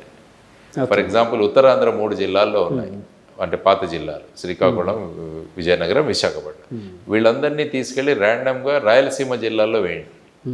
అంటే మొత్తం శ్రీకాకుళం అంతా తీసుకుని కర్నూలులో వేయమని కాదు. ఇక్కడ సపోజ్ ఫర్ ఎగ్జాంపుల్ ఒక 1000 మంది వాలంటీర్లు ఉంటే ఒక 200 మంది కర్నూలు జిల్లాలో, ఒక 200 కడప జిల్లాలో. ఎందుకంటే వాళ్ళు అక్కడికి వెళ్ళి పరిస్థితులను అర్థం చేసుకుని ఈ లోపలే ఎలక్షన్లు అయిపోతాయి. కానీ వీళ్ళని అదే ప్రాంతంలో ఉంటే ఏమవుతుందంటే గత 5 సంవత్సరాలుగా వీళ్ళు అక్కడ ఉన్న వాళ్ళలో ముడిపడిపోయి ఉన్నారు. అంటే వాలంటీర్లు ఒక పార్టీకి కొమ్ము కాస్తున్నారు అని అంటే అపోహ ఏమైనా మీలో ఉందా అండి? అపోహ అంటే ఏంటంటే అంటే వీళ్ళు మాట్లాడిన మాటలు. ఇప్పుడు ఈవెన్ ముఖ్యమంత్రి గారు కూడా ఏమన్నారు, నేను వాలంటీర్స్ బలం మీదే నడిపిస్తున్నాను అంటాడు. చాలా మంది రాజకీయ నాయకులు మాట్లాడారు, వాలంటీర్లో 75 to 90% మన పార్టీ వాళ్ళే. అంటే మాట్లాడారు. ఎప్పుడు కూడా ఎన్నికలు పారదర్శకంగా జరగాలి అన్నది చాలా important. Fair and free elections, free and fair elections. So ఈ విధంగా ప్రభావితం చేసే వాళ్ళు ఉంటే వాళ్ళని అక్కడి నుంచి షిఫ్ట్ చేయాలి. కానీ దాని మీద కదండి మన అంతా రగడంతా అయింది. ఎందుకంటే ఈ పెన్షన్ ఇష్యూలో ఈ పెద్దవాళ్ళు, ముసలి వాళ్ళు, ఇలాంటి వాళ్ళందరినీ పెన్షన్స్ అంటే ఎలక్షన్ కమిషన్ వాలంటీర్స్ని ఆ విధుల్లోకి వెళ్ళొద్దు, ఈ సచివాలయ ఉద్యోగులు మాత్రమే అక్కడికి వెళ్ళి చేయమంది కదండి. దాని మీద రకరకాల ధోరణులు నడిచాయి, ఎవరి స్ట్రాటజీలు వాళ్ళు నడిచాయి. సో ఇలాంటి అంటే ఇప్పుడు వాలంటీర్లు అనే వాళ్ళని ఎలక్షన్ కమిషన్ దూరం పెట్టినట్టే కదా సార్? అనుకోవచ్చా? దూరం పెడితే వాళ్ళు ఇంకా ఫ్రీ అయినట్టే కదా. అంతేనంటారా? ఇప్పుడు వాలంటీర్ గ్రామంలో ఉంటారు, వాళ్ళకి 50 కుటుంబాలు అప్పచెప్పడం జరిగింది. ఈ 50 కుటుంబాల యొక్క వీళ్ళు 5 సంవత్సరాల్లో వాళ్ళ అనుబంధం ఏమైపోయిందంటే వాలంటీర్ కూడా వాళ్ళ కుటుంబంలో ఒక వ్యక్తి అయిపోయాడు. మరి ఆ వ్యక్తిని ఎలక్షన్ డ్యూటీల్లో మీరు వేయకుంటే ఆ వ్యక్తి ఫ్రీగా తిరుగుతుంటాడు, ఇళ్ళకి తిరుగుతాడు, ప్రభావం చేస్తాడు. అందుకనే మేము అంటున్నారు వాళ్ళని అక్కడి నుంచి షిఫ్ట్ చేసేయండి, ఆ ప్రభావమే ఉండదు. ఎందుకంటే ఎన్నికల్లో ఫ్రీగా ఫెయిర్గా జరగాలి. పారదర్శకంగా జరగాలి, స్వేచ్ఛాయుత వాతావరణంలో జరగాలి. సో ఆ విధంగా చేస్తే మేము ఏదైనా మీరు సస్పెండ్ చేస్తే దానివల్ల ఏం లేదు, ఇంకా ఫ్రీ అయిపోతాడు వ్యక్తి. ఎందుకంటే 5,000 రూపాయలు గౌరవ వేతనం ఇస్తున్నారు, ఆ తర్వాత అతనికి ఏమీ ఈ విధంగా ఉండదు. సో చాలామంది రిజైన్ చేస్తున్నారు, రిజైన్ చేసి పార్టీల్లో జాయిన్ అయిపోతున్నారు. సో ఎప్పుడైనా కూడా నేను వాలంటీర్ వ్యవస్థకు నేను అగేన్స్ట్గా మాట్లాడలేదు, కానీ ఎలక్షన్ల టైంలో వాలంటీర్ల యొక్క భూమిక అన్నది చాలా ముఖ్యం. ఎందుకంటే వాళ్ళు ఎన్నికలను ప్రభావితం చేయకూడదు. ఇది కొన్ని ప్రతిపక్ష పార్టీలు ఎలక్షన్ కమిషన్ దృష్టికి తీసుకుని వెళ్ళడం జరిగినట్టుంది కదండి. సో ఎలక్షన్ కమిషన్ అందుకే కొంత ఇది ఇచ్చిన ఆర్డర్స్ ఏవో పాస్ చేసినట్టున్నారు. కానీ మేమేం అడుగుతున్నాం అంటే, మీరు పాస్ చేసిన ఆర్డర్స్ వద్ద పెద్ద పరిణామం ఉండదు. వాళ్ళు అక్కడ గ్రామాల్లో ఉన్నంత వరకు ఎలక్షన్స్ మీద ఫేర్ గా జరుగుతున్నాయి. వాళ్ళు విధుల్లో ఉన్నా లేకున్నా ఇన్ఫ్లుయెన్స్ చేస్తారు కదా, అవకాశం ఉందా? ఎందుకంటే 50 మంది నాకు తెలుసు, ప్రతి విషయానికి వీళ్ళు కన్సల్ట్ చేస్తున్నారు. ఓకే, వాళ్ళ మొబైల్ ఫోన్లు తీసేశారు, కానీ వాళ్ళు వ్యక్తిగతంగా 1-to-1 కనెక్టెడ్ కదా, ఓకే, మొబైల్ అవసరం లేదు దానికి. సో ఆ విధంగా వాళ్ళని ఆ ప్రాంతంలో ఉంచకుండా చేస్తే అప్పుడు ఏమవుతుందంటే ఎన్నికలు ఫ్రీగా జరుగుతాయి, ప్రజల్లో డౌట్ కూడా ఉండదు. సో వాలంటీర్ వ్యవస్థ బాగానే ఉంది, కానీ బేసిక్గా మేము అంటున్నది ఏంటంటే ఎన్నికలు అన్నవి ఫ్రీ అండ్ ఫెయిర్గా జరిగినప్పుడే అది నిజమైన ప్రజాస్వామ్యం అవుతుంది. సార్, ఎలక్షన్ కమిషన్ని ఇప్పుడు వాలంటీర్ని ర్యాండమ్గా వేరే దగ్గర షిఫ్ట్ చేయమని అడిగారని అంటున్నారు కదా, ఎలక్షన్ కమిషన్ నుంచి ఎలాంటి ఆన్సర్ వచ్చింది? వాళ్ళు ఇక్కడ మేము chief electoral officer Mukesh Kumar Meena గారికి సబ్మిట్ చేయడం జరిగింది. వారు ఎలక్షన్ కమిషన్ ఆఫ్ ఇండియాకు పంపిస్తామన్నారు. తర్వాత మీ లెటర్ని మేము రిసీవ్ చేసుకున్నాం, దీని గురించి ఆలోచిస్తున్నామన్న కూడా మాకు అక్నాలెడ్జ్మెంట్ వచ్చింది. సో దానికోసం వెయిట్ చేస్తున్నాం ఇప్పుడు ఏ నిర్ణయం తీసుకుంటారా అన్నదాన్ని. అదేవిధంగా DRDA staff, district rural and developmental agency, వాళ్ళు కూడా డ్వాక్రా మహిళలు, వీళ్ళతో చాలా అనుబంధం ఉంటుంది. తర్వాత అర్బన్ పావర్టీ ఎలివేషన్ ఒక ఇది కూడా ఉంటుంది, అయితే మెస్పానో ఏదో అంటారు దాన్ని. సో వాళ్ళు కూడా ఈ విధంగా వాళ్ళతో లింకప్ అయి ఉంటారు, వాళ్ళ ప్రభావం కూడా చాలా ఉంటుంది. కాబట్టి వీళ్ళని కూడా వేరే డిస్ట్రిక్ట్స్ ట్రాన్స్ఫర్ చేయండి అని కూడా మేము అడగడం జరిగింది. మా ప్రధాన ఉద్దేశం ఏంటంటే ఓటర్ అన్న వ్యక్తి స్వతంత్రంగా ఆలోచించి ఓటు వేయాలి, ఎవరి ప్రభావం మీద కాకుండా వేయాలన్నది ఒక కాన్సెప్ట్, అది మేము కోరుకుంటాం. సార్, మొన్న జరిగిన రగడ ఏదైతే ఉందో, అంటే పెన్షన్కి సంబంధించి, అంటే పెద్దవాళ్ళ పెన్షన్లకి సంబంధించి, అందులో అంటే ఎవరిది తప్పు ఎవరిది ఒప్పు అని భావించవచ్చు, అంటే మీ ఎనాలిసిస్? ఇప్పుడు పెన్షన్ విధానం మన స్టేట్లో ఏంటంటే పెన్షన్ వదిలేసి మిగతావన్నీ కూడా డైరెక్ట్గా అకౌంట్లోకి వేస్తున్నారు. బటన్ నొక్కితే వాళ్ళ అకౌంట్లోకి వెళ్తుంది. ఓన్లీ పెన్షన్ అన్నది వెళ్ళి క్యాష్లో పే చేస్తున్నారు వాళ్ళకి. అంటే అక్కడ పెద్దవాళ్ళు కదా, ఆ విషయం అయ్యి ఉండొచ్చు అండి. అంటే డిజిటల్గా వాళ్ళకి అవగాహన లేకపోవడం అన్నది అవ్వచ్చు. కాబట్టి క్యాష్ ఇస్తాను, అందులో దెర్ ఇస్ నో ప్రాబ్లం. కాబట్టి ఆల్రెడీ సచివాలయం స్టాఫ్ ఉంది మనకు అక్కడ, ప్రతి గ్రామ సచివాలయం ఉంది, అందులో స్టాఫ్ ఉంది. ఏముంది, డబ్బులు ఇస్తే వాళ్ళు లిస్ట్ ప్రకారం వెళ్ళి ఇంట్లో డెలివరీ చేయడం కదా. ఇదేం రాకెట్ సైన్స్ కాదు, ఇదే రాకెట్ సైన్స్ ఏం కాదు. ఇందులో ఏదైనా కెమిస్ట్రీ చేయాలి, ఎక్స్పెరిమెంట్ చేయాలి, ఈ రెండు కలపాలి, ఒక పదార్థం వస్తుంది, అదే ఏం కాదు కదా. గవర్నమెంట్ డబ్బులు ఇస్తే ఆ డబ్బులు క్యాష్ రూపంలో వెళ్ళి ఆ బెనిఫిషరీస్కి ఇవ్వాలి. ఏముంది, ఎవరైనా ఇవ్వచ్చు. రేపు నాకు ఇస్తే రేపు గ్రామంలోకి వెళ్ళి ఎవరు ఎక్కడ ఉన్నారని చెప్పి నేను కూడా ఇచ్చొస్తాను. దానికోసం వాలంటీర్లే ఉండాలా అన్నది ఏమీ లేదు. కాబట్టి గ్రామ సచివాలయాలకి ఇవ్వమని చెప్పింది, ఇంకా గ్రామ సచివాలయాలకు వెళ్ళి తీసుకోమని చెప్పారు. ఇన్ కేస్ ఎవరైనా అక్కడికి వెళ్ళలేకుంటే గ్రామ సచివాలయంలో ఉన్న మెంబర్స్ వాళ్ళ ఇంటికి వెళ్ళి ఇవ్వాలి అన్నది. ఇప్పుడు చూడండి, ఎందుకంటే ఎన్నికల సమయంలో మోడల్ కోడ్ ఆఫ్ కండక్ట్ ఉన్నప్పుడు అనేక విషయాలను తీసేస్తారు. నేను వందే భారత్లో ప్రయాణం చేస్తుంటారు మామూలుగా, విశాఖపట్నం నుంచి విజయవాడ వెళ్ళేటప్పుడు. అందులో వందే భారత్ ట్రైన్ ఎక్కగానే మోడీ గారే కనిపిస్తారు మొత్తం ప్రయాణం అంతా కూడా. మొత్తం అంతే అండి. కాబట్టి మొన్న వెళ్ళారు మోడల్ కోడ్ ఆఫ్ కండక్ట్, ఆయనతో పాటు మీరు ప్రయాణిస్తున్నట్టుంటదండి. అంటే అంతే కదా, ఆయన చూడండి మీరు ఎప్పుడైనా వెళ్ళి ప్రయాణం చేస్తుంటే ఆయన ఇనాగ్రేట్ చేయడం, ఇది చేయడం. Okay, Vande Bharat is a good concept, there is no doubt. కానీ ఏంటంటే ఎలక్షన్ టైంలో మొన్న వెళ్ళినప్పుడు కోడ్ ఆఫ్ కాండక్ట్ వచ్చిన తర్వాత అవన్నీ తీసేశారు. అంటే ఇంత మైన్యూట్గా మనం అబ్జర్వ్ చేస్తున్నప్పుడు, ఎందుకంటే టు ఎన్ష్యూర్ ఫ్రీ, మన విగ్రహాలన్నిటికీ కూడా ఇప్పుడు పరదాలు కట్టేశారు కదా, చుట్టి వాటిని మూసేశారు. ఎందుకంటే వాళ్ళ ప్రభావం ఓటర్ల మీద పడకూడదని. మరి లేని వాళ్ళే ఇంత ప్రభావం చూపిస్తున్నప్పుడు మరి ఉన్న వాళ్ళు ఎంత ప్రభావం చూస్తారో ఆలోచించండి. కాబట్టి దాని గురించి కూడా చర్యలు తీసుకోవాలా లేదా, అందుకనే మేము ఈ విధంగా సూచించాం. ట్రాన్స్ఫర్ చేయండి, మళ్ళీ వచ్చేసేయండి వాళ్ళ ఎలక్షన్ తర్వాత. కావాలంటే వాళ్ళకి పోస్టల్ బ్యాలెట్లు ఇవ్వండి, ఎక్కడికి వెళ్తే అక్కడ బ్యాలెట్లో వేసుకుంటారు పోస్టులు, అది వెళ్లే ముందు పోస్టల్ బ్యాలెట్లు వేసి వెళ్తారు. వాళ్ళకి TADA ఖర్చులు మీరు ఇవ్వండి. సార్, ఇందాక వాలంటీర్ వ్యవస్థ కోసం మీరు ఒక మాట అన్నారు, అంటే వాలంటీర్ వ్యవస్థ అయితే మంచిదే, బాగుంది ఇట్లా అని. సో ఈ మధ్య చంద్రబాబు నాయుడు గారు నిన్ననే ఒకటి ప్రకటించారు, మేము అధికారంలోకి వస్తే వాలంటీర్లకు 10,000 ఇస్తాం ఇట్లా అని. అంటే అప్పటి వరకు అయితే వాలంటీర్ని ఒక పార్టీకి టార్గెట్ ఇచ్చేసేవారు. అంటే అందులో నిజం ఉందని చాలామంది చెప్తూ ఉంటారు. అంటే చాలా మటుకు ఆ పార్టీకి సపోర్టర్స్గా ఉండే వాళ్ళని వాలంటీర్లుగా పెట్టుకున్నారని చాలాసార్లు చెప్తూ ఉంటారు. సో ఇలాంటి ఇష్యూస్ అన్నీ ఇలాంటివన్నీ బేరీజ్ వేస్తూ ఉంటే అంటే మీకేమనిపిస్తూ ఉంటుందండి? అంటే వాలంటీర్ వ్యవస్థ మీద అంటే లేకపోతే అక్కడ పనిచేసే వ్యక్తుల మీద? యాక్చువల్గా వాలంటీర్ వ్యవస్థ అన్నది ఎక్కడా లేదు, ఏ రాష్ట్రంలోనూ లేదు. ఓకే. మనకు ఉన్నది 73, 74 అమెండ్మెంట్స్ వల్ల, రాజ్యాంగం యొక్క 73, 74 సవరణల వల్ల మనం ఈ స్థానిక స్వపరిపాలన తెచ్చుకున్నాం. అంటే మున్సిపల్ వ్యవస్థ, కార్పొరేషన్ వ్యవస్థ, ఆ తర్వాత గ్రామీణ వ్యవస్థ, ఇవన్నీ కూడా వచ్చాయి. అందులో మార్పులు డైరెక్ట్గా రాజ్యాంగంలో వాటిని పొందుపరచడం జరిగింది. ఓకే. ఎందుకంటే ఎలాగైతే ముఖ్యమంత్రి ఇక్కడ సర్పంచ్, ఇది చాలా ముఖ్యమైన విషయం. కానీ ఇప్పుడు ఏమవుతుంది, గ్రామాల్లో సర్పంచ్కి వాల్యూ లేదు, డైరెక్ట్గా ముఖ్యమంత్రి టు వాలంటీర్, మధ్యలో మిగతా వాళ్ళంతా ఇమ్మెటీరియల్ అయిపోయారు ప్రస్తుతం ఉన్న వ్యవస్థలో. సో అటువంటి పరిస్థితులలో తర్వాత వీళ్ళకి జీతాలు కూడా ఇవ్వట్లేదు కదా, కేవలం గౌరవ వేతనం ఇది 5,000 రూపాయలు. 5,000 రూపాయలు ఎవరు పనిచేస్తారు ఇప్పుడు? సో అటువంటి వ్యవస్థను తీసుకొచ్చి ఏంటంటే మిగతా వ్యవస్థలండి, అందుకనే గ్రామ సచివాలయాలు ఉన్నాయి. సో సర్పంచ్ అండర్లో గ్రామ సచివాలయాలు ఉంటాయి. కాబట్టి కావాలంటే ఈ గ్రామ వాలంటీర్స్ కూడా గ్రామ సచివాలయంలోనే మీరు పెట్టాలి. ఓకే. వేరుగా తెచ్చి కేవలం సంక్షేమ పథకాలు అమలు చేయడానికే వీళ్ళు ఉన్నారు అంటే అది కరెక్ట్ కాదు. కానీ వాలంటీర్లు చాలా పనులు చేస్తున్నారు. మీరు ఆఫీసులకు వెళ్లకుండానే వాళ్ళు చాలా పనులు చేస్తున్నారు. ఆ వ్యవస్థను ఏం చేయాలంటే వాటిని సుసూత్రీకరణ తీసుకురావాలి. అంటే వీళ్ళు ఒక పార్టీకి చెందిన వాళ్ళు అన్న ఏదైతే భ్రమ ఉందో, ఏదైతే అభిప్రాయం ఉందో, భ్రమ కన్నా అభిప్రాయం ఉందో ఆ అభిప్రాయం లేకుండా చేయాలి. దానికోసం వీళ్ళ సెలక్షన్ ప్రాసెస్ ఇవన్నీ కూడా పారదర్శకంగా చేయాలి.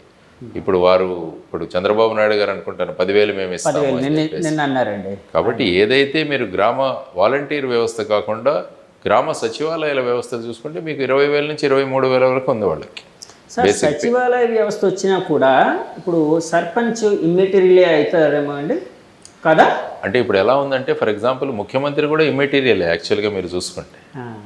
సెక్రటరియట్ ఉంది కదా, ఇక్కడ చీఫ్ సెక్రటరీ ఉన్నారు, మిగతా సెక్రటరియట్లు ఉన్నారు. మరి సీఎం ఈజ్ ఆల్సో ఇమ్మెటీరియల్. ఏముంది, వ్యవస్థలు చేసుకోవచ్చు. మీరు శాసనసభలో విధానాలు పెట్టండి, మేము చేసుకుంటాం, why do you need a CM అని ఉంటుంది.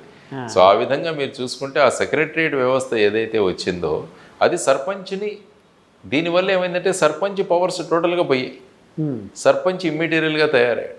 కాబట్టి జై భారత్ నేషనల్ పార్టీ ఏమంటుందంటే sarpanch should be the supreme. ఎందుకంటే అతను ప్రజాప్రతినిధి, ప్రజలు ఎన్నుకున్నారు. ప్రజాస్వామ్యంలో ప్రజలు ఎన్నుకున్న ప్రతినిధులు వాళ్ళ డ్యూటీలు వాళ్ళు చేయాలంటే మధ్యలో ఇటువంటి వ్యవస్థలు పెట్టడం వల్ల ఏమవుతుందంటే ఆ వ్యవస్థ ఏదైతే ఉందో అది నిర్వీర్యమైపోతుంది. It is against the principles of 73 and 74 amendments. కాబట్టి దీని గురించి పునరాలోచన చేయడం చాలా అవసరం.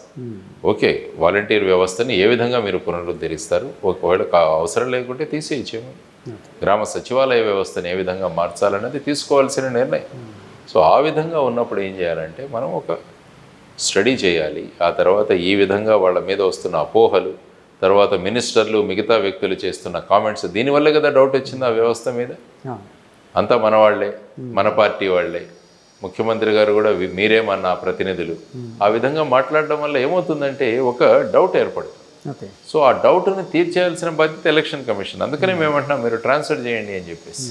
చూద్దాం ఎలక్షన్ కమిషన్ ఏ విధమైన నిర్ణయం తీసుకుంటుందో ఈ విషయం. సార్ ఈ మధ్య సర్వేల వేడి బాగా ఎక్కువైంది, తాకిడి ఎక్కువైంది. మాట్లాడితే రోజుకు ఒక సర్వే, లేకపోతే 2-3 సర్వేలు అనేవి వస్తూ ఉన్నాయి. సో ఇందులో వాళ్ళకి అనుగుణంగా ఉండే వాటిని వాళ్ళు యాక్సెప్ట్ చేస్తున్నాయి రాజకీయ పార్టీలు. అపోజిషన్గా వచ్చినవి ఏవైతే ఉన్నాయో, అంటే వాళ్ళకి వ్యతిరేకంగా వచ్చినవి ఏవైతే ఉన్నాయో అవి పెయిడ్ అని అనడం అంటే సర్వసాధారణంగా జరుగుతుంది. ఈ పార్టీ ఆ పార్టీ అని కాకుండా ప్రతి పార్టీ అలాగే చేస్తూ ఉంది. సో ఈ సర్వేలను ఎలా చూడాలంటారు సార్? సర్వేల వాళ్ళు ఎలా సర్వే చేశారు, ఎంత డేటా తీసుకున్నారని ఎప్పుడు ఇవ్వరు. నేనేముంది ఒక 1000 మందిని అడిగి కూడా సర్వే చేయొచ్చు. బేసిక్గా సర్వే స్టాటిస్టిక్స్లో ప్రభావంలో మీరు ఎంతమందిని అడిగారు, ఏ క్వశ్చనర్ అడిగారు, శాంపిల్స్ చాలా ఇంపార్టెంట్. నేను ఫర్ ఎగ్జాంపుల్ ఒక 4 లక్షల మందిని అడిగితే అప్పుడు నా సర్వే కొంత వాల్యూ ఉంటుంది. ఓకే. కానీ వీళ్ళు ఏం చేయలేదు, ఎక్కడ ఒక రూమ్లో కూర్చుంటారు, కొంతమంది తయారు చేస్తారు, ఫోన్లు చేస్తారు, మాట్లాడుతున్నారు అంటారు. సో మరి ఈ సర్వే వెనకాల ఎవరు ఇన్వెస్ట్ చేశారు, ఈ సర్వే చేయించిన వాళ్ళు ఎవరు? అందుకనే మేము ఎలక్షన్ కమిషన్ ఏం కోరామంటే అసలు మీరు ఎప్పుడైతే ఎలక్షన్ నోటిఫికేషన్ ఇష్యూ చేస్తారో అప్పటి నుంచి సర్వేలను అలౌ చేయకండి. ఇప్పుడు వేసిందేంటి, ఎగ్జిట్ పోల్స్ అవాయిడ్ చేశామంటారు. Okay. Exit polls. Exit polls మీకు ఎలక్షన్ అయిపోయిన తర్వాత ఎగ్జిట్ పోల్ తీసుకురండి, ఏం ప్రాబ్లం లేదు మనకి. కానీ ఎలక్షన్ల ముందు ఏదైతే మీరు సర్వే రూపంలో తీసుకొస్తున్నారో, వీళ్ళంటారు ఈ పార్టీ ఇన్ని సీట్లు గెలవబోతుంది, ఈ పార్టీ ఇన్ని సీట్లు గెలవబోతుంది. రెండు సర్వేలకు చూస్తే చాలా వ్యత్యాసం ఉంటుంది. సో ఈ విధమైన సర్వేల వల్ల ఏమవుతుందంటే న్యూట్రల్ ఓటర్ ఎవరైతే ఉంటారో వాళ్ళ మీద ప్రభావాన్ని చూపిస్తాయి. ఫర్ ఎగ్జాంపుల్ మీరు చూస్తే ప్రతి పార్టీకి వాళ్ళ కోర్ ఓటింగ్ ఉంటుంది. వాళ్ళు ఏం చేసినా కూడా ఫైనల్గా ఎంత దుర్మార్గాలు జరిగినా కూడా ఫైనల్గా ఏ పార్టీకి వేయాల్సిన వాళ్ళు ఆ పార్టీకి వాళ్ళకి ఓటేస్తారు. కానీ న్యూట్రల్ ఓటర్స్ ఎవరైతే ఉంటారో వాళ్ళు ఇటువంటి సర్వే ప్రభావాలలో పడే అవకాశం ఉంది. అందుకని ఈ సర్వేలు అన్నవి కండక్ట్ చేయకూడదు. ఓకే. దానివల్ల ఏముంది, మీరే అన్నట్టు ఆ సర్వేకు సైంటిఫిక్ బేస్ లేదు. ఏ పార్టీ సర్వే చేయించుకుంటున్నారు అది కూడా తెలియదు. కాబట్టి ఎవరైనా సర్వే చేయాలంటే దానికి కూడా ఒక రిజిస్ట్రేషన్ ఉండాలి. ఎంతమంది శాంపుల్స్ మీరు చేశారని చూపించిన తర్వాత ఆ రిజిస్టర్డ్ బాడీ కనుక అప్రూవల్ ఇస్తే అప్పుడే ఆ సర్వే రిజల్ట్స్ బయట పెట్టాలి అని చెప్పాలి. ఫర్ ఎగ్జాంపుల్ రేరా లాగా ఉంది కదా, రియల్ ఎస్టేట్ రెగ్యులేటరీ ఏజెన్సీ లాగా ఈ సర్వే రెగ్యులేటరీ ఏజెన్సీ కూడా రావాలి. ఎస్, నేను సార్ రావాలి, వచ్చే అవకాశం ఉంది కదా. మా లాంటి వాళ్ళు వస్తే డెఫినెట్గా తీసుకొస్తాము. అంటే సర్వేలు తీసుకురావాలంటే ఎస్ మీరు నిజంగా చేస్తున్నారు కదా, రిజిస్టర్ చేయించండి, మీ మెథడాలజీ చెప్పండి, ఎంతమందిని ఎంప్లాయ్ చేసుకున్నారు, ఎంతమందిని మీరు సర్వే చేశారు, ఏ క్వశ్చన్ అడిగారు, దానికి ప్రూఫ్ ఏంటి, ఇవన్నీ చేసిన తర్వాత మీరు సర్వే పెట్టండి. ఎప్పుడైతే ఇది అప్రూవల్ ఇస్తుందో అప్పుడు మీరు బయట పెట్టండి. పార్లమెంట్ పరిధిలో ఎన్ని శాంపిల్స్ తీసుకున్నారు, అసెంబ్లీ పరిధిలో ఎన్ని శాంపిల్స్ తీసుకున్నారు, ఎందుకంటే ఎక్కడెక్కడ తీసుకున్నారు, స్టాటిస్టిక్స్ అన్నవి బేసిక్గా శాంపుల్ మీద ఆధారపడి ఉంటుంది. నేను 10 మంది శాంపుల్ తీసుకుని అందులో 10 మంది ఈ పార్టీ వస్తుందంటే వెంటనే శాంపుల్లో 175 అంటే అలాగే ఈ మధ్య అలాగే ఉన్నట్టున్నాయి కదా సార్. 175 160 ఇవే నడుస్తున్నాయి రాష్ట్రంలో. అంటే ఇక అపోజిషన్ వద్దు, వాళ్లే కూర్చోవాలి, అందరూ వాళ్లే కూర్చోవాలి. మరి రాచరికం అంటే అదే కదా. అందుకని మేము ఇంకోటి ఏం చేసామంటే ప్రపోర్షనేట్ రిప్రజెంటేషన్ ఇవ్వండి అని అడిగారు. ఫర్ ఎగ్జాంపుల్ మా పార్టీకి 10% ఓట్లు వచ్చాయి కాబట్టి మాకు 18 సీట్లు కేటాయించారు. కానీ ఇది సాధ్యపడుతుంది సార్? 22 దేశాల్లో ఉంది ఈ మెథడాలజీ. మన దేశంలో సాధ్యపడుతుంది? ఏముందండి, ఏముంది, అసాధ్యం ఏముందండి, ఏముంది దాంట్లో, పెద్ద రాకెట్ సైన్స్ ఏమీ లేదుగా. కాదు సార్, ఇలాంటివి వస్తే మళ్ళీ రాజకీయ నాయకులకి ఇబ్బంది సార్, పార్టీలకి ఇబ్బంది కదండి. సో వాళ్ళు చేయరు కదండి. ఇబ్బంది అనుకున్న వాళ్ళని ఈ విధంగా చేస్తూ ఉంటే మరి ప్రజాస్వామ్యం నిలబడదు రేపు. అందుకని మనం రాచరిక వ్యవస్థగా మన ప్రజాస్వామ్యం వెళ్ళిపోతుంది. రూల్స్ చేసేది వీళ్ళే కదా. కాబట్టి మాలాంటి వాళ్ళు అసెంబ్లీకి వెళ్తే ఇది లేవనెత్తుతాం. మేము ఒక ప్రైవేట్ మెంబర్ బిల్ ప్రవేశపెడతాం, ప్రొపోర్షనేట్ రిప్రజెంటేషన్ సిస్టమ్ తీసుకొద్దాం, రీకాల్ చట్టం తీసుకొద్దాం. ఎవరైనా ఎమ్మెల్యే సరిగా పని చేయకుంటే మధ్యలో వాళ్ళని రీకాల్ చేసేయాలి, కొత్త వ్యక్తి రావాలి. ఇలాంటిది ఏదైనా వస్తే ఒకవేళ పార్లమెంట్లో పెడితే మూకుమ్మడిగా దానికి ఎగెనిస్ట్గా ఓటేస్తారు ఏమండి రీకాల్ అనే దానికి పార్టీలు, అన్ని పార్టీలు. ఎందుకంటే సార్ ఇక్కడ చాలామంది జనంలో ఒక అభిప్రాయం ఉంది సార్, చాలాసార్లు విన్నాను, నేను చాలా చోట్ల విన్నాను, నేను అనుకున్నది కూడా. రాజకీయ నాయకులు, రాజకీయ పార్టీలు వాళ్ళ విజయం కోసం, వాళ్ళ అంటే పవర్ కోసం పోట్లాడుకుంటారు, కానీ వాళ్ళ ఉండే బెనిఫిట్స్కి సంబంధించి అందరం ఒకటైపోతారు. కరెక్టే. ఎందుకంటే ఆ మధ్య పార్లమెంట్లో కానీ లేకపోతే మన అసెంబ్లీలో కానీ అంటే వాళ్ళకి వేతనాలు పెంచుకోమని లేకపోతే పెంచడానికి ఒక బిల్ ఆర్డర్ ఒకటి పాస్ చేస్తే బిల్ అందరూ వచ్చి దానికి ఓటు వేయడం ఇలాంటివన్నీ. సో ఇలాంటివన్నీ అంటే వాళ్ళ బెనిఫిట్స్కి వచ్చినప్పుడు అందరూ ఒకటైపోతున్నారు. ఎలక్టోరల్ బాండ్సే నీకు పెద్ద ఉదాహరణ. ఎలక్టోరల్ బాండ్ సిస్టమ్ మొదలుపెట్టినప్పుడు భారతీయ జనతా పార్టీ అరుణ్ జైట్లీ గారు ప్రధానమంత్రిగా ఆర్థిక మంత్రిగా ఉన్నప్పుడు పెడితే ఎవరు మాట్లాడలేదు. అందరూ బ్రహ్మాండంగా ఎలక్టోరల్ బాండ్స్ తెచ్చుకున్నారు, డబ్బులు వచ్చాయి. ఎప్పుడైతే సుప్రీంకోర్టులో ఈ విధంగా జరిగిందో అప్పుడు ఏమైంది, ఇప్పుడు ఏ పార్టీలు మాట్లాడట్లేదు చూడండి. లేకుంటే ఎలక్టోరల్ బాండ్ మంచివి కదని ఎవరైనా మాట్లాడారా మొదట్లో? ప్రతి పార్టీకి డబ్బులు వచ్చాయి. ఈ పార్టీకి 6,600 కోట్లు, ఇంకో పార్టీకి 2,000 కోట్లు, ఇంకో పార్టీకి 1000 కోట్లు, ఇవన్నీ చెప్పి ఫైనల్గా సుప్రీంకోర్టు చెప్పాల్సి వచ్చింది ఇది కరెక్ట్ కాదు అని చెప్పి. అదండి, మొన్న ఒక పెద్ద ఆయన అంటే పేరు వద్దు కానీ ఒక పార్టీ బీజేపీ పార్టీ నుంచి కాంగ్రెస్ పార్టీకి ఫండ్ కూడా ఇచ్చారని విన్నాం. అంటే వార్తా మాధ్యమాల్లో వచ్చింది, అది ఎంతవరకు నిజమో నాకైతే తెలియదు. అంటే ఏమవుతుందంటే రాజకీయాల్లో ఏదైనా చేయొచ్చు అన్న స్థాయికి మన రాజకీయాలు దిగిపోతుంది. మనం కోరుకుంటుంది రామరాజ్యం కోరుకుంటున్నాము. అయోధ్యలో రాముడి ఆలయం కట్టించారు, మంచి విషయం. 500 సంవత్సరాల యొక్క లీగల్ బ్యాటిల్ తర్వాత వచ్చింది. కానీ మనం ఎస్టాబ్లిష్ చేయాల్సింది రామరాజ్యం. రామరాజ్యం అంటే ప్రజలందరూ సుఖంగా ఉండాలి, రాజకీయాలను ఒక స్థాయిలో ఉండాలి. అవి కాకుండా ఏ స్థాయికైనా మనం దిగిపోవచ్చు అన్నది పెట్టుకుంటే ఇంకా మరి రాజకీయాలు ఎక్కడ బాగుంటాయండి? మన ఇల్లు బాగుండాలని అనుకుంటాం ప్రతి ఒక్కరు, కానీ రాజకీయాల్లో ఇల్లు ఎంత పాడైపోయినా పర్వాలేదు కానీ మనం ఇంటి ఓనర్షిప్ మన దగ్గర ఉండాలి అనుకుంటాం. సో ఆ విధంగా మారిపోయింది. సో దీనికి అందుకనే అంటున్నా, జై భారత్ నేషనల్ పార్టీలో మా ఆలోచన విధానమే వ్యక్తిగతంగా ఆలోచించం కానీ రాష్ట్రం గురించి ఆలోచిస్తాం, దేశం గురించి ఆలోచిస్తాం. ఆ విషయాలను ఏమాత్రం భయపడకుండా అసెంబ్లీలో మాట్లాడగలం మేము. ఇప్పుడు చూడండి, ప్రత్యేక హోదా గురించి మాట్లాడమనండి, ఎవరు మాట్లాడతారో చూద్దాం. విభజన హామీల గురించి మాట్లాడమనండి. మొన్న ప్రధానమంత్రి గారు చిలకలూరుపేటలో వచ్చినప్పుడు ఈ 3 పార్టీలు ఏవైతే పొత్తు పెట్టుకున్నాయో ఆయనతో ఒక్క మాట అనిపించగలిగారా? మేము ఈసారి ప్రభుత్వంలోకి వస్తే ప్రత్యేక హోదా ఇస్తామని. ఆయన ఆంధ్రప్రదేశ్కి ఏం చేస్తాం కూడా చెప్పలేదు. అంటే చాలా మంది అన్నారు ఆ విషయం. మరి విభజన హామీలు ఏం చేస్తామని చెప్పలేదు. స్టీల్ ప్లాంట్ ప్రైవేటీకరణ ఆపుతామని ఏమైనా చెప్పారా? రైల్వే జోన్ విభజన, పోలవరం, ఇవన్నీ ఎన్నో ఇష్యూలు ఉన్నాయి కదా. మరి వీటి గురించి ఒక్క మాట మాట్లాడారు ఆయన. మరి మీరు ఎందుకు పొత్తు పెట్టుకున్నారని చెప్పాలిగా సమాధానం వీళ్ళు. ఆంధ్రప్రదేశ్ రాష్ట్రానికి ఈ విధంగా అన్యాయం చేసిన భారతీయ జనతా పార్టీ ఏదైతే ఉందో దాని గురించి మీరు సమాధానం అడగాలి వాళ్ళు. ప్రత్యేక హోదా ఇస్తామని చెప్పిన కాంగ్రెస్, బీజేపీ ఇద్దరు కూడా ఇవ్వకుండా పోయారు మనకి. మరి దాని గురించి మాట్లాడుతున్నాం సార్. జై భారత్ నేషనల్ పార్టీ అధ్యక్షుడిగా ఆంధ్రప్రదేశ్కి అన్యాయం చేసింది బీజేపీ పార్టీ అని ఇప్పుడు ఏదైతే అన్నారో, ఏదైతే కామెంట్ మీద స్టాండ్ అయి ఉన్నారా అండి? అన్ని పార్టీలు ఆంధ్రప్రదేశ్కి అన్యాయం చేసింది అన్ని పార్టీలా? బీజేపీ 2 ఉన్నాయి మన రాష్ట్రంలో, ఒరిజినల్ బీజేపీ, ఇక్కడి బీజేపీ. మొన్న బివి రాఘవులు గారు ఒక మీటింగ్లో అన్నారు, ఒరిజినల్ బీజేపీ అక్కడే బీజేపీ, ఇక్కడ బీజేపీ అంటే బాబు, జగన్, పవన్ అంటే. కాబట్టి ఈ 2 బీజేపీలు ఉన్నాయి రాష్ట్రంలో అన్నారు. అంటే ఆయన ఉద్దేశం ఇక్కడ బీజేపీ పార్టీలో వాళ్ళకి ఫర్గా ఉంటారానండి? అంటే ఈ ఏ పార్టీకి ఓటు వేసినా కూడా ఫైనల్గా అక్కడికి వేసినట్టే. ఎందుకంటే వీళ్ళెవరు మాట్లాడరు అక్కడ, వీళ్ళెవరు విషయాలను పార్లమెంట్లో లేవనెత్తరు. కాబట్టి వీళ్ళకి వేసే ప్రతి ఓటు కూడా అక్కడికే వెళుతుందని అంటారు. రాఘవులు గారు మొన్న ఒక మీటింగ్లో మాట్లాడారు. కాబట్టి ఆ విధంగా ఉన్నప్పుడు మరి విభజన హామీల గురించి పోరాడేది ఎవరు? మేము మొన్న సీఎం క్యాంప్ ఆఫీస్కి వెళ్ళాం తాడేపల్లిలో, మమ్మల్ని అరెస్ట్ చేశారు. ఒకరోజు నేను మంగళగిరి పోలీస్ స్టేషన్లో అరెస్ట్ అయి కూర్చున్నాను. ఇది మందరం కలిసి ప్రధానమంత్రి దగ్గరికి వెళదాం పదండి, అన్ని పార్టీలు ఒక అఖిల పక్షం తీసుకెళ్దాం, అప్లికేషన్ ఇవ్వడానికి ఆయన వెళ్తే మమ్మల్ని అరెస్ట్ చేశారు. మేము అడుగుతున్నది ఎవరి కోసం? రాష్ట్రం కోసం.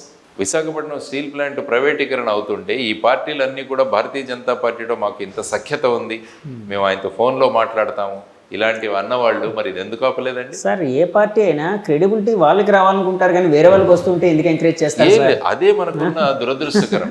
ప్రతి ఒక్కరు కూడా క్రెడిట్ సీకింగ్. ఈ క్రెడిట్ మాకు రావాలి, మరి రాష్ట్రానికి క్రెడిట్ వద్దా? ఎప్పుడైతే మనకు రాష్ట్రం పట్ల ఆ విధమైన భావనలు ఉంటాయో, ఈ దేశం నాది, ఈ రాష్ట్రం నాది అన్న భావన ఎప్పుడైతే వస్తుందో ఏమిటంటే ఇవన్నీ కూడా మర్చిపోతాం. రేపు మేము చెప్పాము, రండి అందరం కలిసి వెళ్దాం, ఆల్ పార్టీ మీటింగ్ వెళ్ళి ప్రధానమంత్రి ముందు కూర్చుందాం, విభజన హామీలు, ప్రత్యేక హోదా తెచ్చుకుందాం.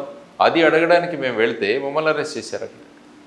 సో ఈ విధంగా ఉన్నప్పుడు మరి ప్రజాస్వామ్యం ఎక్కడ ఉంటుందండి?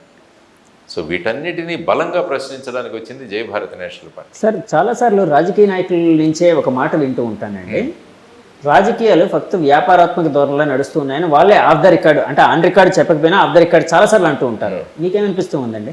మరి వ్యాపారవేత్తలే వస్తున్నారు కదా రాజకీయాల్లోకి. డబ్బులు ఎవరి దగ్గర ఎక్కువ ఉంటే వాళ్లే కదా. ఇన్ని సంవత్సరాలు ఒక పార్టీని నమ్ముకుని చేసిన వ్యక్తులకు సీట్లు ఇవ్వకుండా బయట నుంచి ఎవరో వ్యాపారవేత్తలు వచ్చేస్తే వాళ్ళకి ఇస్తున్నారు చాలా చోట్ల. పరిమళ నత్వానికి ఈ రాష్ట్రంలో what is his local stand అండి? పరిమళ నత్వాన్ని రిలేటివ్ ఆఫ్ అంబానీ, ఆయనకి ఇక్కడి నుంచి మనం రాజ్యసభ సీట్ ఇచ్చాము ఈ స్టేట్లో. తెలంగాణలో పనిచేస్తున్న ఒక అడ్వకేట్కి ఇక్కడి నుంచి ఇచ్చారు ఎందుకు? ఎలా ఇస్తారు? అదే అంటున్నాను, ఈ రాష్ట్రం కోసం పనిచేస్తున్న వాళ్ళు, ఈ రాష్ట్రం కోసం ఉన్నవాళ్ళు, వాళ్ళకి ఈ విధంగా ఇవ్వాలి. కానీ ఆ విధంగా ఇస్తూ పోతే రిలయన్స్ వాళ్ళ బంధువుని, మరి రిలయన్స్ వాళ్ళు ఏమైనా చేశారా ఇక్కడ? మరి ఈ విధంగా ఉన్నప్పుడు మరి ప్రశ్నించాలి కదా ఎవరో ఒకరు. మరి ఎక్కడ ప్రశ్నిస్తున్నారు? ఎవరు ప్రశ్నిస్తున్నారు? ప్రశ్నించడానికి ఎవరూ లేరు. ఆ అసెంబ్లీ చూస్తే ఏ విధంగా ఎంత ఘోరంగా తిట్టుకుంటున్నారో. ఇప్పుడు నేను ప్రచారంలోకి వెళుతున్నప్పుడు అందరూ అదే అంటారు, ఆ అసెంబ్లీని కొంచెం మీరు వెళ్ళి మార్చాలండి అంటున్నారు. ఆ అసెంబ్లీలో ఎప్పుడు కూడా విషయాల గురించి చర్చ జరగదు. ఒకరి మీద ఒకరు కొట్లాడుకోవడం, ఒకరి మీద ఒకరు ఆరోపణలు చేసుకోవడం, ఈవెన్ వ్యక్తిగత స్థాయికి కూడా తీసుకొచ్చి అనరాని మాటలు కూడా అక్కడ అని, ఈ విధంగా పార్లమెంట్ ఉన్నప్పుడు, అసెంబ్లీలు ఉన్నప్పుడు మా పిల్లలకి ఏం చూపించాలి? ఇవి బాధపడుతున్నారు ప్రజలు. సో ఈ విధంగా స్టాండర్డ్స్ అన్నవి పెంచాలి అన్నది ముఖ్యమైన కాన్సెప్ట్. అందుకనే జై భారత్ నేషనల్ పార్టీ మేము అనుకున్నాం. సార్, చాలాసార్లు ఒక మాట వింటూ ఉంటాం, అంటే అసెంబ్లీలో కానీ లేకపోతే రాజ్యసభలో, లోక్సభలో కానీ ఎవరైనా అంటే పరిధి మించి మాట్లాడితే అన్పార్లమెంటరీ అవును. లాంగ్వేజ్ అని అంటారు. అంటే అసలు పార్లమెంటరీ లాంగ్వేజ్ ఏంటి, అన్పార్లమెంటరీ లాంగ్వేజ్ ఏంటి సార్? అసలు అంటే ఆ పేర్లు ఎందుకు పెట్టారు? అంటే Correct. నాకు తెలుసు ఈ మధ్య వ్యత్యాసం నాకు తెలుసు, కానీ ఆ పేర్లు ఎందుకు పెట్టారు, పెట్టడానికి మూల కారణం ఏంటి? అంటే ఈ పార్లమెంట్ అన్నది ఒక ఉచ్చమైన స్థానం. Yes. అంటే అక్కడ ప్రజాప్రతినిధులు అక్కడ కూర్చుంటారు. కాబట్టి వాళ్ళు ఏ భాష మాట్లాడతారు, ఏ పదం మాట్లాడతారు, దాని ప్రభావం ప్రజల మీద ఉంటుంది. కాబట్టి అటువంటి పార్లమెంట్లో వాడాల్సిన భాష అన్నది ఒక డిక్షనరీ కూడా ఉంటుంది. అక్కడ ఏది పార్లమెంటరీ, అన్పార్లమెంటరీ అని కొత్త కొత్త పదాలు కూడా యాడ్ చేస్తుంటారు అందరూ. కాబట్టి అటువంటి వాళ్ళు మాట్లాడే భాష వల్ల ప్రజలు ఇప్పుడు పార్లమెంట్లోనూ అసెంబ్లీలోనూ ఈ విధమైన భాష మాట్లాడుకుంటే ప్రజలు కూడా మాట్లాడతారు. ఏమంటారంటే మా ప్రతినిధులే మాట్లాడుతున్నారు అక్కడ. కాబట్టి ఇప్పుడు ఏమైపోయిందంటే టోటల్గా రివర్స్ అయిపోయింది. మొత్తం అన్పార్లమెంటరీ లాంగ్వేజ్ అక్కడే వాడబడుతుంది. ఇది చాలా దురదృష్టకరం. మనం ఏదో ఎంజాయ్ చేయొచ్చు, కానీ ఆయన ఇలా మాట్లాడుతున్నాడు, ఇతను భలే కామెంట్ చేశాడరా, యమా పాయింట్ పట్టాడరా, ఏం మాట్లాడరా అని. కానీ దానివల్ల ఏమవుతుందంటే సమాజం మీద ప్రభావం పడుతుంది, యువతరం మీద ప్రభావం పడుతుంది, మన బిహేవియర్ మీద ప్రభావం. ఇప్పుడు చూడండి, ఎక్కడైనా బయటికి వెళ్తుంటే ఎలా మాట్లాడుకుంటుంటారు ఒకరొకరు. కనీసం మినిమం కర్టసీస్ కూడా ఉండవు. ట్రైన్లో చాలాసార్లు ప్రయాణం చేస్తుంటాను, పెద్ద దీంట్లో ఒకరు వీడియో చూసేస్తుంటారు. కనీసం ఇయర్ ఫోన్స్ పెట్టుకోవాలన్న సెన్స్ కూడా ఉండదు. ముగ్గురు నలుగురు కలిసి రకరకాల మాట్లాడుతుంటారు, అసభ్య పదాలు మాట్లాడుతుంటారు, మహిళలు ప్రయాణం చేస్తుంటారు. ఈ మాత్రం జ్ఞానం లేకుండా జరుగుతున్నది ప్రధానమైన కారణం అంటే వాళ్ళు అదే అంటారు. చూడండి, మా ఎమ్మెల్యేలు ఏ విధంగా మాట్లాడుకుంటున్నారు, వాళ్ళు మాట్లాడితే లేదు, మేమేం మాట్లాడితే ఏముంది. సో ఇలాంటి ప్రభావం ఉంటుంది. అందుకనే భగవద్గీత ఎప్పుడు అంటుంది, సమాజంలో ఎవరైతే వ్యక్తులను మనం ఆదర్శం అనుకుంటామో వాళ్ళ ప్రభావం చాలా ఉంటుంది. వ్యక్తుల యొక్క మాటల్లో కానీ వాళ్ళ ప్రవర్తనలో కానీ ఏదైనా మార్పు వస్తే అది దాని ప్రభావం ప్రజల మీద పడుతుంది అంట. కాబట్టి చాలా జాగ్రత్తగా నడుచుకోవాలి. అసలు మన ఎమ్మెల్యేలకు ఎంపీలకు ట్రైనింగ్ ఎక్కడ ఉంటుందండి? ఇప్పుడు చూడండి, రేపు ఎలక్షన్లు అయిపోగానే అందరికీ ఎలక్టెడ్ అని వస్తారు, వీళ్ళు వెంటనే వెళ్ళిపోయి అసెంబ్లీలో ప్రమాణ స్వీకారం చేస్తారు. ఆ తర్వాత మొదలు మళ్ళా ఎలాగైతే సివిల్ సర్వీసెస్ మేము 35 సంవత్సరాలు ఉన్నప్పుడు మాకు సుమారుగా 2.5 సంవత్సరాలు ట్రైనింగ్లోనే ఉంటాం మేము మొదట. కాబట్టి ఎమ్మెల్యేలకు ఎంపీలకు మొదట ఒక 3 నెలలు ట్రైనింగ్ పెట్టండి. రాజ్యాంగం ఏంటి, పద్ధతులు ఏంటి, బిల్లు ఎలా ప్రవేశపెట్టాలి, శాసనసభలోను పార్లమెంట్లోనూ ఎలా మాట్లాడాలి, ఇవన్నీ కూడా నేర్పించాలి కదా. అవి నేర్పించకుండా ఏమవుతుందంటే ఇంక ఎవరి ఇష్టం వాళ్ళది. కంటెంట్ లేనప్పుడు బూతులే వస్తాయి. కాబట్టి కంటెంట్ నేర్పించాలి. స్పీకర్ స్థాయిలో ఉన్న వ్యక్తి వీళ్ళందరికీ కూడా ఈ విధంగా తీసుకొని రావాలి అని మనం కోరుకుంటున్నాం. సార్, ఇందాక మీరు ఒక మాట అన్నారు, ట్రైన్లో వెళ్ళేటప్పుడు రకరకాలుగా అంటే సివిక్ సెన్స్ అనేది లేకుండా, అంటే వాళ్ళ స్వలాభం కోసం వాళ్ళు బాగుంటే చాలు అనే విధంగా ప్రవర్తిస్తూ ఉంటారు. సో నాకు ఎందుకు అపరిచితుడు సినిమా గుర్తొచ్చింది. అపరిచితుడు కావాలి ప్రతి ఒక్కడు అంటే మార్చాలంటే, ఆ అపరిచితుడు మీరు అనుకోవచ్చా? అంటే ఏంటంటే ఒక సమాజంలో ఒక కాన్షియస్నెస్ లేవనిస్తున్నాం. ఒక మన భూమిక ఏంటి సమాజంలో అన్న ఒక పరిచయం చేయాల్సిన అవసరం మనకు చాలా ఉంది. అంటే ఒక సభ్య సమాజంలో నివసించే ప్రతి ఒక్కరు కూడా ఆ సమాజాన్ని చక్కగా చూసుకోవాల్సిన బాధ్యత. మన ఇంటిని చూసుకుంటున్నట్టు మన ఇంట్లో ఇలాంటి మాటలు ఎందుకు మాట్లాడడం, మన ఇంట్లో ఇలాంటి ప్రవర్తన ఎందుకు ఉండదు? మన ఇల్లు శుభ్రంగా ఉంచుకుంటాం, చెత్తదెత్తి బయట వేస్తాం మనం.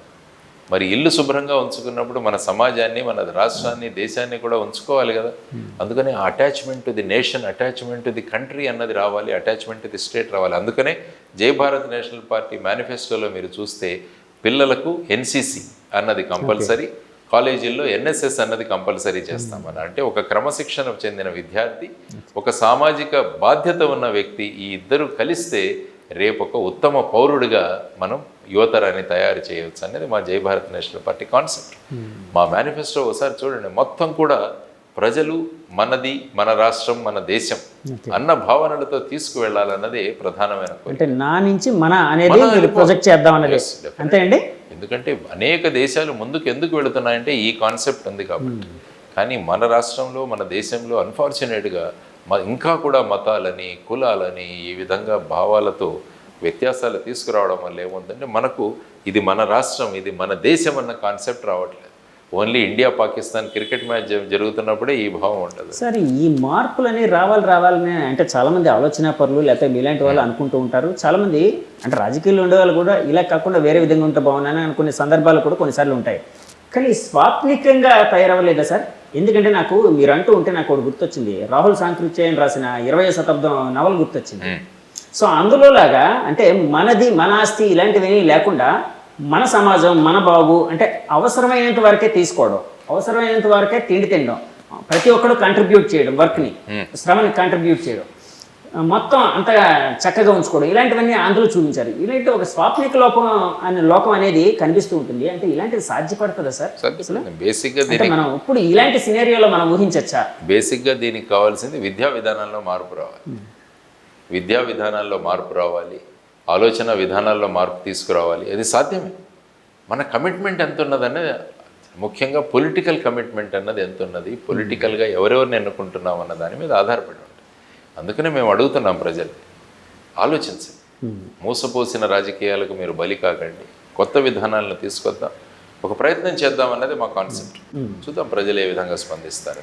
సార్ సరే, మీ పార్టీ విషయం పక్కన పెడితే ఇప్పుడు 3 పార్టీలు కలిశాయి, జనసేన, టీడీపీ, బీజేపీ.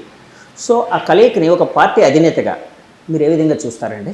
అంటే రాజకీయాలలో ఏదైనా చేయొచ్చు అన్నదానికి ఇదొక ఉదాహరణ.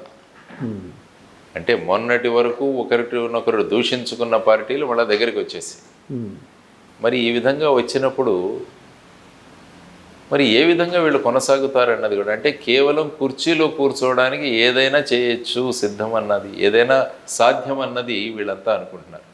మరి రామరాజ్యం గురించి ఎలా మాట్లాడతాం మరి చెప్పండి. అలాగే మన ముఖ్యమంత్రి గారు జగన్ గారు చాలాసార్లు కొన్ని సభల్లో అంటున్నారు, నన్ను ఒంటరిని చేశారు, నేను ఒంటరివాడిగా ఉన్నాను, నాకు మీ సపోర్ట్ కావాలి అని ఒక రకమైన అంటే ఎమోషనల్గా అంటే ఆయన మాటలో వినిపిస్తుంది ఒక ఎమోషన్ అనేది.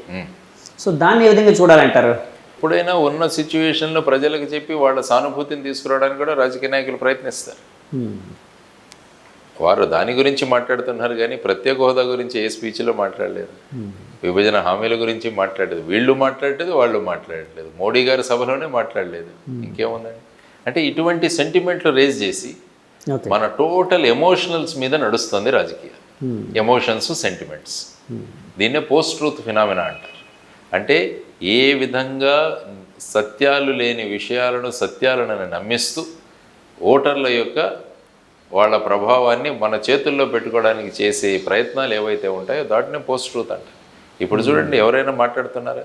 ఇప్పుడు ఇద్దరు పార్టీలు రండి ఒక చోట కూర్చొని మనం ఒక స్టేజ్ మీద డిస్కస్ చేద్దాం, మన ఇద్దరం ఏం చేసాం రాష్ట్రం గురించి, ఎవరైనా వాళ్ళిద్దరు మాట్లాడుతున్నారు? సార్ ఇద్దరు ఎమ్మెల్యేలే, ఒక ఎమ్మెల్యే క్యాండిడేట్ లేకపోతే ఒక అపోజిషన్ క్యాండిడేటే ఒక స్టేజ్ని పంచుకోలేకపోతున్నారు, ఇంకా పార్టీ అధినేతలు పంచుకుంటారా సార్? పంచుకోవాలి. మరి ఎప్పుడైతే పంచుకోవాలి, మంచిదే పంచుకుంటే, కానీ పంచుకునే అవకాశం ఉందంటారా? ఎప్పుడైతే మీరు ప్రజల సేవకులు అనుకుంటారో ఆ సమయంలో మీరు వస్తారు ప్రజల దగ్గర. కానీ ఎందుకంటే ఆ మధ్య ఎక్కడో చదివానండి, అక్కడెక్కడో ఇద్దరు ఎమ్మెల్యే క్యాండిడేట్లను లేకపోతే ఎవరినో కూర్చోబెట్టి ఒక డిబేట్ చేస్తూ ఉంటే వీళ్ళ వర్గీయులు వాళ్ళ వర్గీయులు కొట్టుకున్నారని విన్నాను. మరి మీడియా చేయాల్సిన పని అది కదా. మీడియా మీరు ఆహ్వానించాలి. ఓకే, మీరు రాకుంటే ఆ సభకు మీరు ఏమీ చేయలేదు అన్నది ప్రజల్లోకి వెళుతుందని ఆ భయం పెట్టండి. మేము ప్రత్యేక హోదా గురించి డిస్కషన్ పెడతాం, అన్ని పార్టీలు రండి అని చెప్పండి. ఎవరు రాకుంటే వాళ్ళు ఏం చేయలేదన్నది ఒక భయం పెట్టండి. మీడియా భూమిక చాలా ముఖ్యం ఇందులో. మీడియా జస్ట్ వాళ్ళు ఏమంటున్నారో అన్నది రిపోర్టింగ్ కాదు, వీళ్ళందరూ నిజం మాట్లాడుతున్నారా లేదా అన్నది కూడా తీసుకురావాల్సిన అవసరం చాలా ఉంది. ఈ రాష్ట్రంలో ఒక పేపర్ చదివితే ఏమనిపిస్తుందంటే రాష్ట్రం ఇంత దారుణంగా ఉందనిపిస్తుంది, ఇంకో పేపర్ చూస్తే రాష్ట్రంలో ఇంతకు మించిన రాష్ట్రం లేదనిపిస్తుంది, రామరాజ్యంలా ఉందనిపిస్తుంది. ఇంత ధోరణి ఇక్కడే ఉంటే ఇంకా మరి ప్రజలకు ఈ విషయాలు ఎక్కడ తెలుస్తాయండి? So media should step in. Media కూడా ఆ విధంగా పొలిటికల్ షూస్లో వెళ్ళిపోతే ఏమవుతుందంటే మళ్ళీ again democracy will be in danger. ప్రజాస్వామ్యం అన్నది ప్రమాదంలో పడుతుంది. ఎందుకంటే అందుకనే దాన్ని ఫోర్త్ ఎస్టేట్ అన్నాం, అంత ప్రధానమైన భూమిక ఉన్న మీరు. అందుకంటే సోషల్ మీడియా నమ్ముతున్నారు ఇప్పుడు ప్రజలు ఎక్కువగా. అరే సోషల్ మీడియాలో ఎన్ని వ్యూస్ చూస్తున్నారు చూడండి. ఇప్పుడు ఈవెన్ మెయిన్ స్ట్రీమ్ మీడియా కూడా మళ్ళీ సోషల్ మీడియాలోనే వాళ్ళ అన్ని ఛానల్స్ పెడుతున్నారు. సో ఆ విధమైన పరిస్థితుల్లో మీడియా కూడా మళ్ళీ రివైజ్ చేసుకోవాలి. Whether we are following the principles of journalism or not.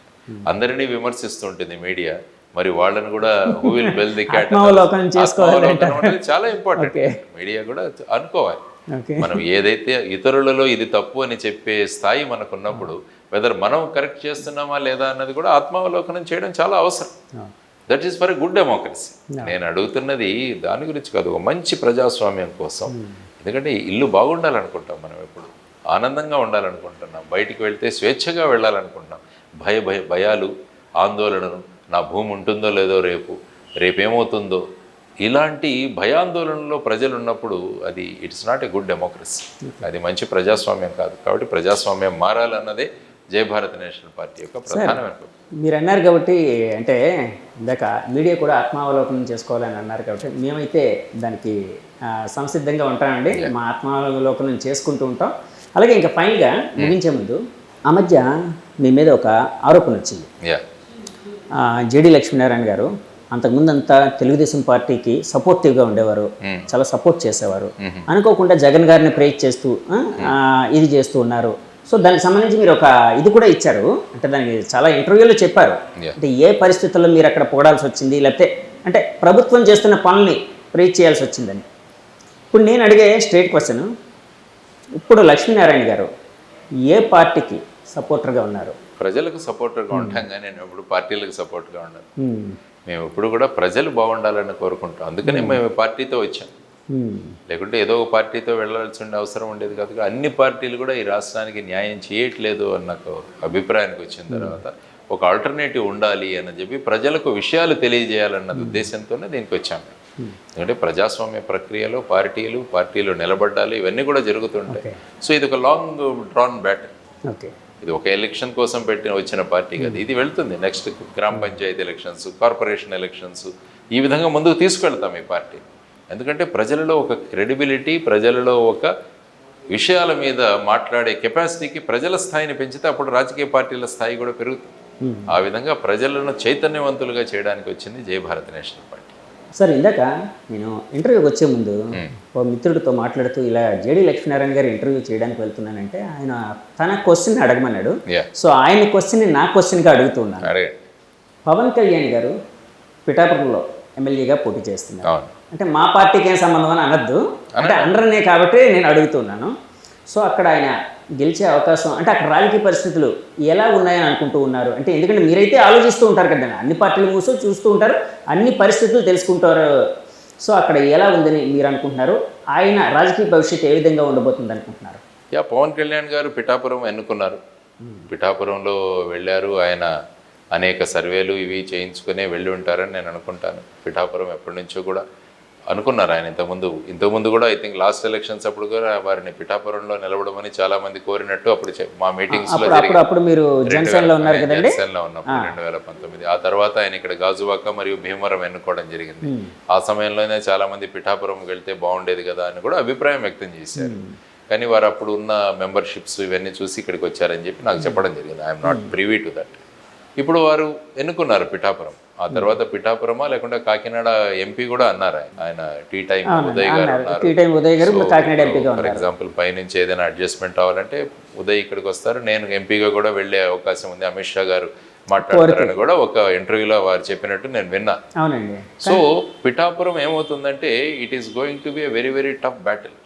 ఎందుకంటే మొత్తం రాష్ట్రం కాదు, ఈవెన్ దేశం యొక్క ఫోకస్ కూడా దాని మీద ఉంది.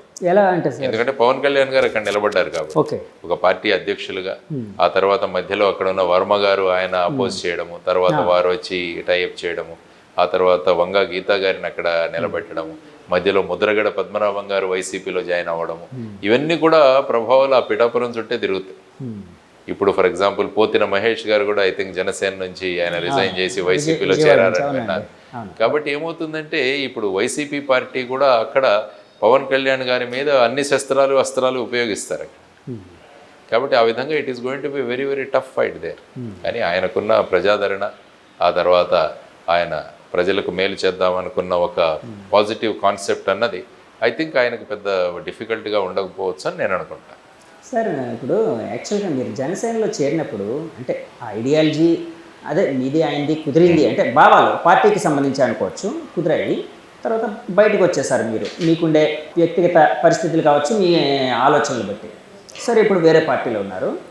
పవన్ కళ్యాణ్ గారి కోసం చెప్పాల్సి వస్తే, అంటే ఆయన్ని డిస్క్రైబ్ చేయాల్సి వస్తే ఏ విధంగా డిస్క్రైబ్ చేస్తారు సార్? అంటే ఒక 10 సంవత్సరాలుగా ఆయన పార్టీ పెట్టి ముందుకు తీసుకువెళ్తున్నారు. ఆయన ప్రజాస్వామ్యంలో మార్పులు కోరుకుంటున్నారు. ప్రజాస్వామ్యంలో ఒక మార్పు తీసుకురావాలి, మార్పు రాజకీయాలు తీసుకురావాలి, యువతరాన్ని ముందుకు తీసుకువెళ్ళాలి అని మొదలుపెట్టారు పార్టీ. ఆ తర్వాత క్రమక్రమంగా ఆయనకున్న అనుభవంతో వారు ఇప్పుడు తెలుగుదేశం పార్టీతో పొత్తు పెట్టుకున్నారు. ఆ తర్వాత బీజేపీని కూడా అందులో సమావిష్టం చేసుకున్నారు. ఆ తర్వాత మొదట 24 సీట్లు, ఆ తర్వాత 21 అయ్యాయి. అందులో కూడా చాలామంది అనడం ఏంటంటే బయట నుంచి వచ్చిన వాళ్ళే చాలామంది ఎక్కువ ఉండిపోయారు. ఇతర పార్టీల నుంచి వచ్చిన వాళ్ళు, లేకుంటే తెలుగుదేశం వద్ద నో అని అక్కడ సీట్ లేకుంటే వచ్చి బ్యాక్ డోర్ నుంచి ఇక్కడికి వచ్చారని కూడా చాలామంది అనుకుంటున్నారు.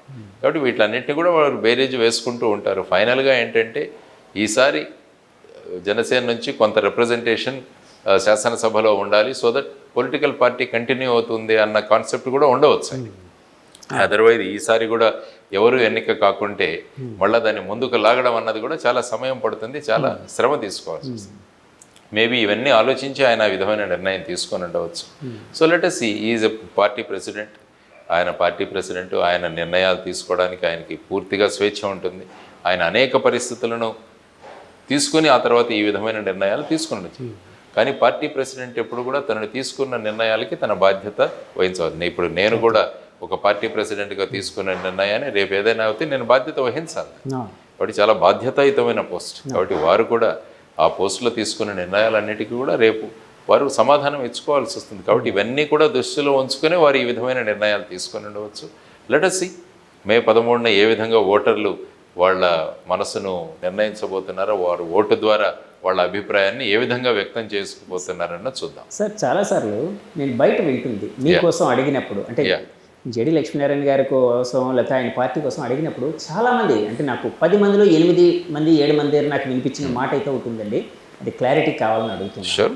వాళ్ళు ఏమంటూ ఉన్నారంటే, జేడి లక్ష్మీనారాయణ గారు చాలా మంచి వ్యక్తి, మంచి భావాలు ఉన్న వ్యక్తి, ఒక అఫీషియల్గా ఒక ఐపీఎస్ సివిల్ సర్వీస్లో కేడర్ నుంచి వచ్చారు, రకరకాల అనుభవం ఉంది. సో ఆయనకి సమాజం మీద ఒక తపన ఉంది, ఏదో చేయాలని. ఆయన లాంటి వ్యక్తి పవన్ కళ్యాణ్ గారితో కలిసి ఉంటే బాగుండేది, ఆయన పక్కాగా ఎలక్ట్ అయ్యేవారు, ఆయన రిప్రజెంటేషన్ పార్లమెంట్లో కావచ్చు, అసెంబ్లీలో కావచ్చు పక్కాగా ఉండేది, అది బాగుండేది, ఆయనకి బాగుండేది, ఆయన అభిప్రాయాలు ప్రజెంట్ చేయడానికి కూడా బాగుండేది అని చాలామంది అన్నారు సార్. దీని మీద మీరు ఎప్పుడైనా జనసేన నుంచి వచ్చేసిన తర్వాత ఎప్పుడైనా రిగ్రెట్ అయ్యారా? ఏమీ రిగ్రెట్ లేదు. ఈసారి అసెంబ్లీలో నేను పవన్ కళ్యాణ్ గారు ఇద్దరు అక్కడ కలుస్తాం. పక్కన అండి కలిసి మాట్లాడుకుంటాం. పక్క మీ విజయం మీద మీరు డెఫినెట్గా I'm going to B MLA this time.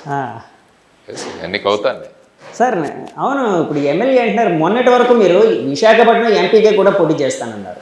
మరి ఏంటి సార్ ఇప్పుడు అది ఏమైనా పక్కన పెట్టారా ఏంటి? ఎందుకంటే ఎక్కడ పోటీ చేయాలన్నది నేను నిర్ణయించాను, అది పార్టీ నిర్ణయిస్తుంది. పార్టీ నన్ను ఎమ్మెల్యేగా ఇక్కడ నార్త్లో కంటెస్ట్ చేయమని అడిగారు, చేస్తాను. కానీ ఇప్పుడు పార్టీ అంటోంది మీరు ఎంపీగా కూడా నిలబడండి అన్నది ఆ కమిటీ ఏదైతే ఉందో వాళ్ళు నా మీద మాట్లాడుతున్నారు.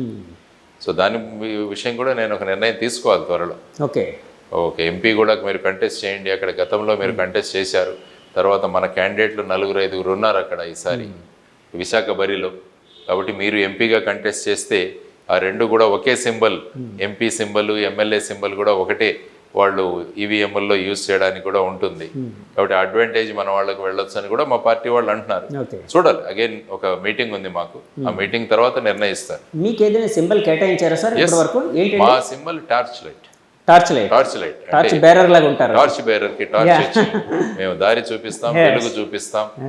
చూడండి, ఏదైనా ఒక మంచి సంకల్పంతో వెళితే మనకు పరిస్థితులు అనుకూలిస్తాయి అనడానికి ఇదొక ఉదాహరణ. కాబట్టి ఈ ఉదాహరణతో మేము ముందుకు వెళ్తాము. కాబట్టి టార్చ్ బేరర్గా టార్చ్ తీసుకుని వెళ్తాము, మార్గాన్ని చూపిస్తాం, దారిని చూపిస్తాం, చీకటిని పారదోలేదానికి ప్రయత్నిస్తుంది జై భారత్ నేషనల్. అంటే విశాఖపట్నం ఇప్పుడు నార్త్ నుంచి మీరు ఎమ్మెల్యేగా పోటీ చేస్తున్నారు. నార్త్లో అయితే ఇప్పుడు కూటమి నుంచి విష్ణుకుమార్ రాజు గారు ఉన్నారు, బీజేపీ అభ్యర్థి. అలాగే వైసీపీ నుంచి కేకే రాజు గారు, అంతకుముందు ఓడిపోయారో ఆయన ఉన్నారు. సో ఇద్దరు బలమైన అభ్యర్థులు ఉన్నారు అని వినిపిస్తుంది. అక్కడ ఇందాక మీరు ఒక మాట అన్నారు, పక్కాగా ఎమ్మెల్యేగా గెలుస్తాను, అసెంబ్లీలో నేను మాట్లాడతాను అని అన్నారు కదా. అంటే మీ విజయం మీద అంత విశ్వాసం ఎలా వచ్చింది? అక్కడ పరిస్థితులు ఎలా ఉన్నాయని అనుకుంటూ ఉన్నారు?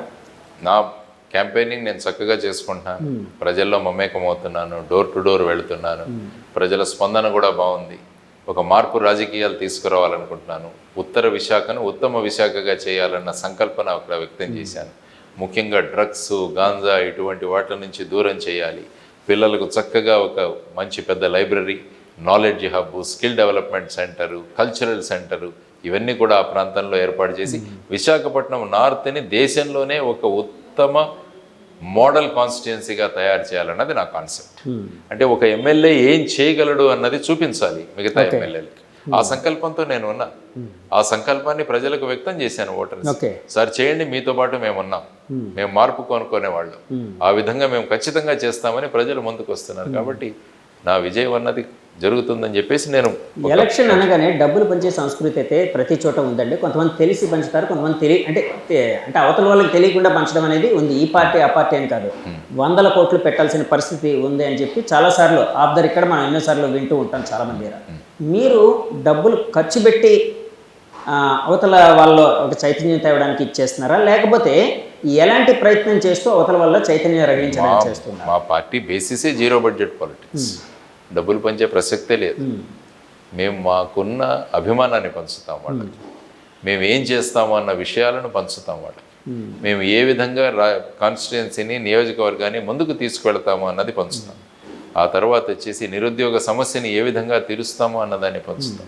డ్రగ్స్ ఇవి లేకుండా ఈ సమాజాన్ని ఎలా తయారు చేస్తుందామన్న మా ఆలోచనలు పంచుతాం.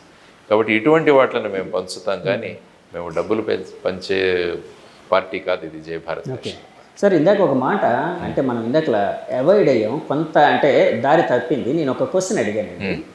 అంటే ఇక్కడికి కంటైనర్, డ్రగ్స్తో కూడిన కంటైనర్ వచ్చిన దాని మీద అధికార పక్షం ప్రతిపక్షం ఒకరి మీద ఒకరు దుమ్మెత్తి పోసుకున్నారు. సరే, అక్కడ నిజమైతే మాలాంటి ప్రజలకు తెలియదు అసలు ఏం జరిగింది, అంటే ఎవరి హస్తం ఉందనేది మాలాంటి వాళ్ళకి ఎవరికి తెలియదు.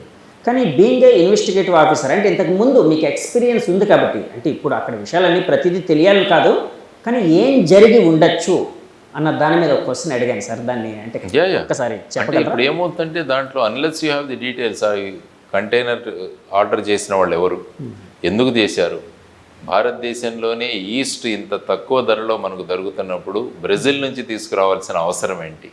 ఐ థింక్ ఇక్కడ 76 రూపాయలు ఎంతో అనుకుంటాను కిలో. అంటే చెరుకు నుంచి తయారు చేసేది కదా సార్, అదే కదా. అక్కడ 150 రూపాయలు అంట. 150 రూపాయలు ఇంత షిప్లో వేసుకొని ఇక్కడికి తీసుకురావాల్సిన అవసరం ఏముంది? అంటే ఎక్కడో రూటింగ్ జరుగుతోంది ఈ డ్రగ్స్. ఓకే. ఎందుకంటే ఇంతకుముందు ముంద్రా పోర్టు కూడా మీరు చూసుకుంటే 2021-22లో 3000 కిలోల హెరాయిన్ దొరికింది అక్కడ. అది కూడా ఎవరో విజయవాడ వాళ్ళు ఆర్డర్ చేసిన కంటైనర్, అక్కడ ఇంటర్సెప్ట్ అయింది. అంటే ఈ ఆంధ్రప్రదేశ్ అన్నది ఒక డ్రగ్స్ క్యాపిటల్గా తయారైందా? ఎక్కడ గంజాయి పట్టుబడినా కూడా దాని మూలాలన్నీ కూడా మన ఇక్కడ ఏజెన్సీ ప్రాంతంలో ఏఓబిలో జరుగుతున్నాయి. ఆంధ్ర ఒరిస్సా బార్డర్ దగ్గర కల్టివేషన్. సో ఇవన్నీ చూసుకుంటుంటే ఏమవుతుంది ఫైనల్గా రాష్ట్రం గురించి, రాష్ట్రంలోని యువతరం ఏమవుతుంది? చాలా డ్రగ్ అడిక్షన్ సెంటర్లో చూసినా కూడా చాలా హృదయ విదారక కండిషన్లు ఉంటున్నాయి. చాలామంది కుటుంబాల్లో బయటికి రావట్లేదు, చాలామంది పిల్లలు డ్రగ్ అడిక్ట్స్ అవుతున్నారు. నేను ప్రచారంలోకి వెళుతున్నప్పుడు చాలామంది చెప్తారు, సాయంత్రం అవగానే ఇక్కడ ఫ్రీగా డ్రగ్స్ దొరుకుతాయండి, అంత యథేచ్ఛగా దొరుకుతున్నాయండి అంటారు వాళ్ళు. తల్లిదండ్రులు చెప్తున్నది, ఎందుకంటే ఫైనల్గా ఆ పిల్లలను తల్లిదండ్రులుగా భరించాల్సి. కాదు సార్, వ్యవస్థలు ఏం చేస్తున్నట్టే సార్? మరి చేయాలి వ్యవస్థలు పోలీసు వ్యవస్థ కానీ ఇంకా వ్యవస్థలన్నీ ఉన్నాయి కదండి. అంటే అంత యథేచ్ఛగా గంజాయి ఇలాంటివన్నీ దొరుకుతూ అందుకనే అంటున్నాను, ఈ కంటైనర్ వెనకాల ఎవరున్నారన్నది బయటికి రావాలి. ఈ కంటైనర్ వెనకాల ఏదైనా పొలిటికల్ శక్తులు దాగి ఉన్నాయో, who ever it may be, బయటికి తీసుకురావాల్సిన బాధ్యత ఉంది. కాబట్టి ఆ ఏజెన్సీస్ అనేవి చెప్పాలి ఈ కేసులో. ఎందుకంటే నేను విశాఖ పౌరుడిగా నేను అడుగుతున్నాను వీళ్ళని, చెప్పండి ఈ కంటైనర్ ఎందుకు వచ్చింది, ఎవరు తీసుకొచ్చారు, ఏమైంది ఈ కంటైనర్? ఇవన్నీ కూడా ప్రెస్ నోట్స్ ద్వారా సిబిఐ కూడా చెప్పాల్సిన అవసరం ఉంది.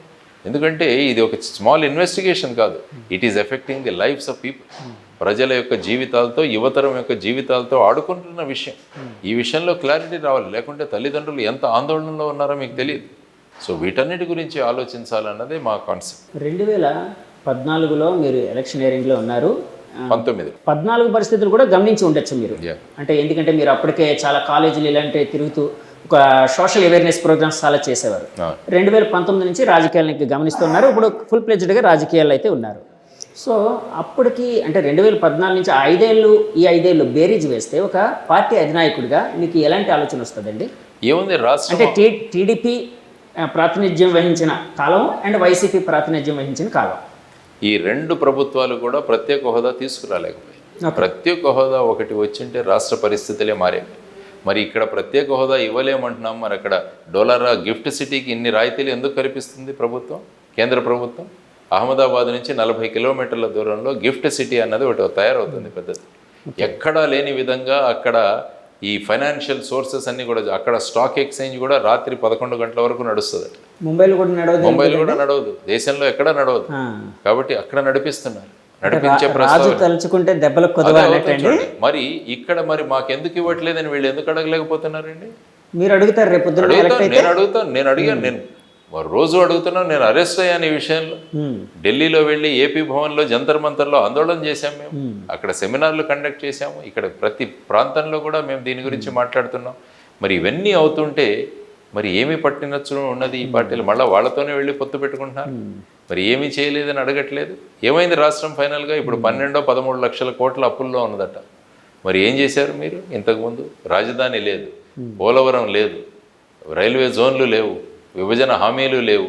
మరి ఒకరి మీద ఒకరు ఉచితాలు ఉచితాలు ఉచితాలు. మేము వాళ్ళు ఒకరికి ఇస్తే మేము ముగ్గురికి ఇస్తాం, వాళ్ళు 5,000 ఇస్తే మేము 10,000 ఇస్తాం, ప్రతి మహిళకు మేము 1,800 రూపాయలు ఇస్తాం అన్న ధోరణిలో వీరు వెడుతున్న ఈ సందర్భంలో ఏదో ఒకటి మనం చేయాలన్నది అందరికీ అర్థం అవ్వాలి. అంటే ఒకవేళ మీరు అధికారంలోకి వస్తే అనుకోండి, వస్తే ఉచితాలు ఇలాంటివన్నీ తీసేస్తారా అండి? సంక్షేమం ఉంటుంది, ఉచితాలు సంక్షేమం. అంటే సంక్షేమానికి ఉచితానికి తేడా ఏంటంటే ఏ విధంగా? అంటే సంక్షేమం అంటే ఏమవుతుందంటే ఆ డబ్బులు ఏవైతే ఖర్చు పెట్టామో దానివల్ల సమాజానికి ఉపయోగం అవ్వాలి. ఉచితం అంటే ఏమవుతుందంటే డైరెక్ట్గా ఒక వ్యక్తికి, ఫర్ ఎగ్జాంపుల్ మీరు 45 సంవత్సరాల వయస్సు పూర్తి అయ్యి మీరు సామాజిక వర్గానికి చెందితే మీకు 15,000 రూపాయలు, అది ఉచితం. అదే నేను ఒక ఫ్యాక్టరీ పెడతాను, ఆ ఫ్యాక్టరీలో మీకు ఉద్యోగం ఇస్తాను. అంటే ఉచితాలు అనేవి వ్యక్తి స్వార్థం, వ్యక్తి స్వార్థం అనేది సమాజ స్వార్థం, సమాజానికి సమాజ సేవ. For example rural employment guarantee scheme ఉంది, నరేగా గ్రామీణ ఉపాధి హామీ పథకం. దానివల్ల ఏమవుతుంది? గ్రామాల్లో వచ్చేసి పూడికలు తేవుతాయి, చెక్ డ్యాములు కట్టబడతాయి, స్కూళ్ళు కట్టబడతాయి. దానివల్ల ప్రజలకు డబ్బు వస్తుంది, గ్రామానికి ఉపయోగపడుతుంది. అది కాకుండా నేను డైరెక్ట్గా ఇచ్చేసాను అనుకోండి. ఇప్పుడు ఫర్ ఎగ్జాంపుల్ మీ పిల్లలకి చాక్లెట్లు ఇస్తున్నాను, నేను పిల్లలకి చాక్లెట్లే ఇస్తూ వెళ్ళామనుకోండి, ఏమవుతుంది? పుస్తకాలు ఇస్తామనుకోండి, రేపు ఉపాధి సంపాదించుకుంటాడు. కాబట్టి మనం ఏమి ఇస్తున్నాం అనేది చాలా ముఖ్యం. చాక్లెట్ అనేది ఆ క్షణంలో తీయగా ఉంటుంది, రేపు పొద్దున్న ఆరోగ్యం దెబ్బతింటుంది. ఉచితాలు కూడా అంతే, వాళ్ళ వ్యక్తిత్వం దెబ్బతింటుంది, రాష్ట్రం దెబ్బతింటుంది, రాష్ట్ర ఆరోగ్యం దెబ్బతింటుంది. ఇవే ఆలోచించాలి. కానీ ఇప్పుడు ఒకరి మీద ఒకరు పోటీలు. కానీ ఇక్కడ ఒక మాట వినిపిస్తూ ఉందండి, మరి ఇన్ని ఉచితాలు ఇస్తున్నారు కదా, మరి ఎంతమంది వైట్ రేషన్ కార్డుల నుంచి బయటకు వచ్చారు చెప్పానండి గవర్నమెంట్? మీరు ఎన్ని వైట్ రేషన్ కార్డులు తగ్గించారు? మరి ఇంతమందికి మీరు ఉచితాలు ఇస్తారు. 2,65,000 కోట్ల రూపాయలు ఇచ్చామన్నారు 5 సంవత్సరాల్లో, వారు కూడా అంత ఇచ్చామన్నారు. మరి ఎన్ని వైట్ రేషన్ కార్డులు తగ్గాయి? వైట్ రేషన్ కార్డులు పెరుగుతున్నాయి రాష్ట్రంలో, అంటే పేదరికం పెరుగుతున్నట్ట. మరి ఈ డబ్బులు ఎక్కడికి వెళుతున్నాయండి? ప్రభుత్వం ఇవన్నిటి కూడా ఇవ్వాలి, మరి సమాధానం ఇవ్వాలి. మేము ఉచితాలు ఇస్తున్నాం, సంక్షేమం చేస్తున్నాం, ఇది అంటే దాని ఎఫెక్ట్ రావాలి కదా, మరి దాని గురించి మాట్లాడగలగాలి ప్రభుత్వం. ఎస్, సంక్షేమం ఎప్పుడు కూడా ముందుకుండాలి. మనది వెల్ఫేర్ స్టేట్, రాజ్యాంగం తీసుకున్నా కూడా వెల్ఫేర్ స్టేట్. ఎందుకని ఎప్పుడు సంక్షేమము ఉచితాల మధ్య మనం డిఫరెన్స్ తీసుకురాగలగాలి. ఇప్పుడు మంచి స్కూళ్ళు కట్టండి, మంచి ఇవి తీసుకురండి, వాటి ద్వారా మీరు పిల్లల్ని ఆకర్షించండి. అది కాకుండా మేము అమ్మఒడి ఇస్తామంటే ఎందుకు? అమ్మఒడి ఉచితం. ఆ ఉచితాన్ని ప్రస్తుతం తెలుగుదేశం వాళ్ళు ఏమంటున్నారు? ఆయన ఒకరికే ఇచ్చారు, మేము ముగ్గురికి ఇస్తామంటున్నారు. ఎక్కడి నుంచి తెస్తారు ఈ డబ్బులన్నీ? వాళ్ళ ప్రాపర్టీ అమ్ములు ఇస్తున్నారా? వాళ్ళ దగ్గర నుంచి వాళ్ళ భూములు అమ్మిస్తున్నారా? ప్రజలు ట్యాక్సులు కట్టి ఆ అమౌంట్ నుంచే ఇస్తున్నారు కదా. అది కాకుండా అప్పులు తెస్తున్నారు. మరి ఈ విధంగా నడపడం అది ప్రభుత్వం ఇవ్వండి. ఒక 5 సంవత్సరాలు జై భారత్ నేషనల్ పార్టీకి ఇవ్వమనండి. ఎంత సంచలనం తీసుకొస్తామో, ఎన్ని మార్పులు తీసుకొస్తామో. సార్, నాకు బయట ఒక మాట చాలాసార్లు వినిపించిందండి కొంతమంది ద్వారా. జేడి లక్ష్మీనారాయణ గారు యాక్చువల్గా రాజకీయాల్లోకి వచ్చింది సేమ్ అవడం కోసం. Yes, I'm a CM, I'm a change maker. మార్పు తెచ్చే వ్యక్తి. I'm CM, yes, I'm a change maker. Now also I'm a change, I'm a CM. ఇప్పుడు కూడా నేను సీఎంనే, మార్పు తీసుకొస్తాను. కాదు సార్, చేంజ్ మేకర్ని పక్కన పెడితే చీఫ్ మినిస్టర్ అవ్వాలనుకుంటున్నారా? ప్రజలు ఆకాంక్షిస్తే వాళ్ళ ఓటు ద్వారా వేస్తే అవుతాను, ఎందుకు కాకూడదు? ప్రతి ఒక్కరు అవుతున్నప్పుడు నేను ఎందుకు కాకూడదు? ప్రజల సంక్షేమం గురించి ఆలోచించేవాడిని, ప్రజల యొక్క వాళ్ళ అభివృద్ధి కోసం ఆలోచించేవాడిని. ఆ విధంగా చేంజ్ మేకర్ని నేను ఎప్పుడు కూడా. నా ప్రతిరోజు కూడా కొంత మార్పు తీసుకొచ్చే ప్రయత్నంలోనే ఉంటా. సో ఆ ప్రక్రియలో చూద్దాం ఏమవుతుందో. ఈ రాజకీయ బ్యాటిల్లో ఎక్కడి వరకు వెళ్తామో చూద్దాం. స్టేట్ వరకే ఆపారు, ఎందుకు కేంద్రం ఢిల్లీకి ఎందుకు తీసుకెళ్ళట్లేదు నన్ను? అంటే సీఎం కాస్త పిఎం అని prime mover. Now I'm also PM, prime mover. ముందు తీసుకువెళ్ళేవాడు. Now I'm CM, I'm also PM. Okay sir, ఫైనల్గా చెప్పండి, ఇప్పుడు రాజకీయ పరిస్థితుల్లో మన రాష్ట్రంలో ఆంధ్రప్రదేశ్లో ఏ పార్టీ ఎన్ని స్థానాలు గెలిచే అవకాశం ఉందని? అది 13 జూన్ 4 ఆలోచించి. అంటే మీకు ఒక అవగాహన ఉంటుంది కదా, దానికోసం అడుగుతున్నాను. ఎన్ని గెలవచ్చు? సరే స్ట్రైట్గా అడుగుతున్నాను సార్. టీడీపీ, జనసేన, బీజేపీ కూటమి ఎన్ని గెలవచ్చు? జై భారత్ నేషనల్ పార్టీ అధికారంలోకి వస్తుంది. ఇంత మాత్రం వైసీపీ ఎన్ని గెలవచ్చు సార్? జై భారత్ నేషనల్ పార్టీ అధికారంలోకి వస్తుంది. Yes, that is my reply. Sir అంటే నాకు ఒకటి అనిపిస్తుందండి, యాక్చువల్గా రాజకీయ నాయకులకి లౌక్యం ఎక్కువ కావాలంటారు. సో ఆ లౌక్యం ఎక్కువగా మీకు అలవడింది అనుకోవచ్చా? నేను కాన్ఫిడెన్స్తో వెళ్తాను. I'm always confident. మరి మనలో మనకు కాన్ఫిడెన్స్ లేకుంటే మనం ఎందుకు ముందుకు వెళ్ళాలని నేను అడుగుతాను. వాళ్ళు వైనాట్ 175 అన్నప్పుడు, వైనాట్ 160 అన్నప్పుడు వైనాట్ వి అంటాను నేను. Okay, why not Jai Bharat national party. Okay sir, thank you అండి, thank you very much sir. మనస్ఫూర్తిగా కోరుకుంటున్నాం మీ ప్రెజెన్స్ అనేది అసెంబ్లీలో ఉండాలని మనస్ఫూర్తిగా కోరుకుంటూ థ్యాంక్ యూ అండి, మంచి సమయం అయితే మాకు ఇచ్చారు. యోస్ చూసారు కదండి, ఇది జై భారత్ నేషనల్ పార్టీ అధ్యక్షులు జేడి లక్ష్మీనారాయణ గారి అంతరంగం. ఆయన తను సీఎం కావాలనుకుంటున్నారు, పిఎం కావాలనుకుంటున్నారని కూడా చెప్పారు.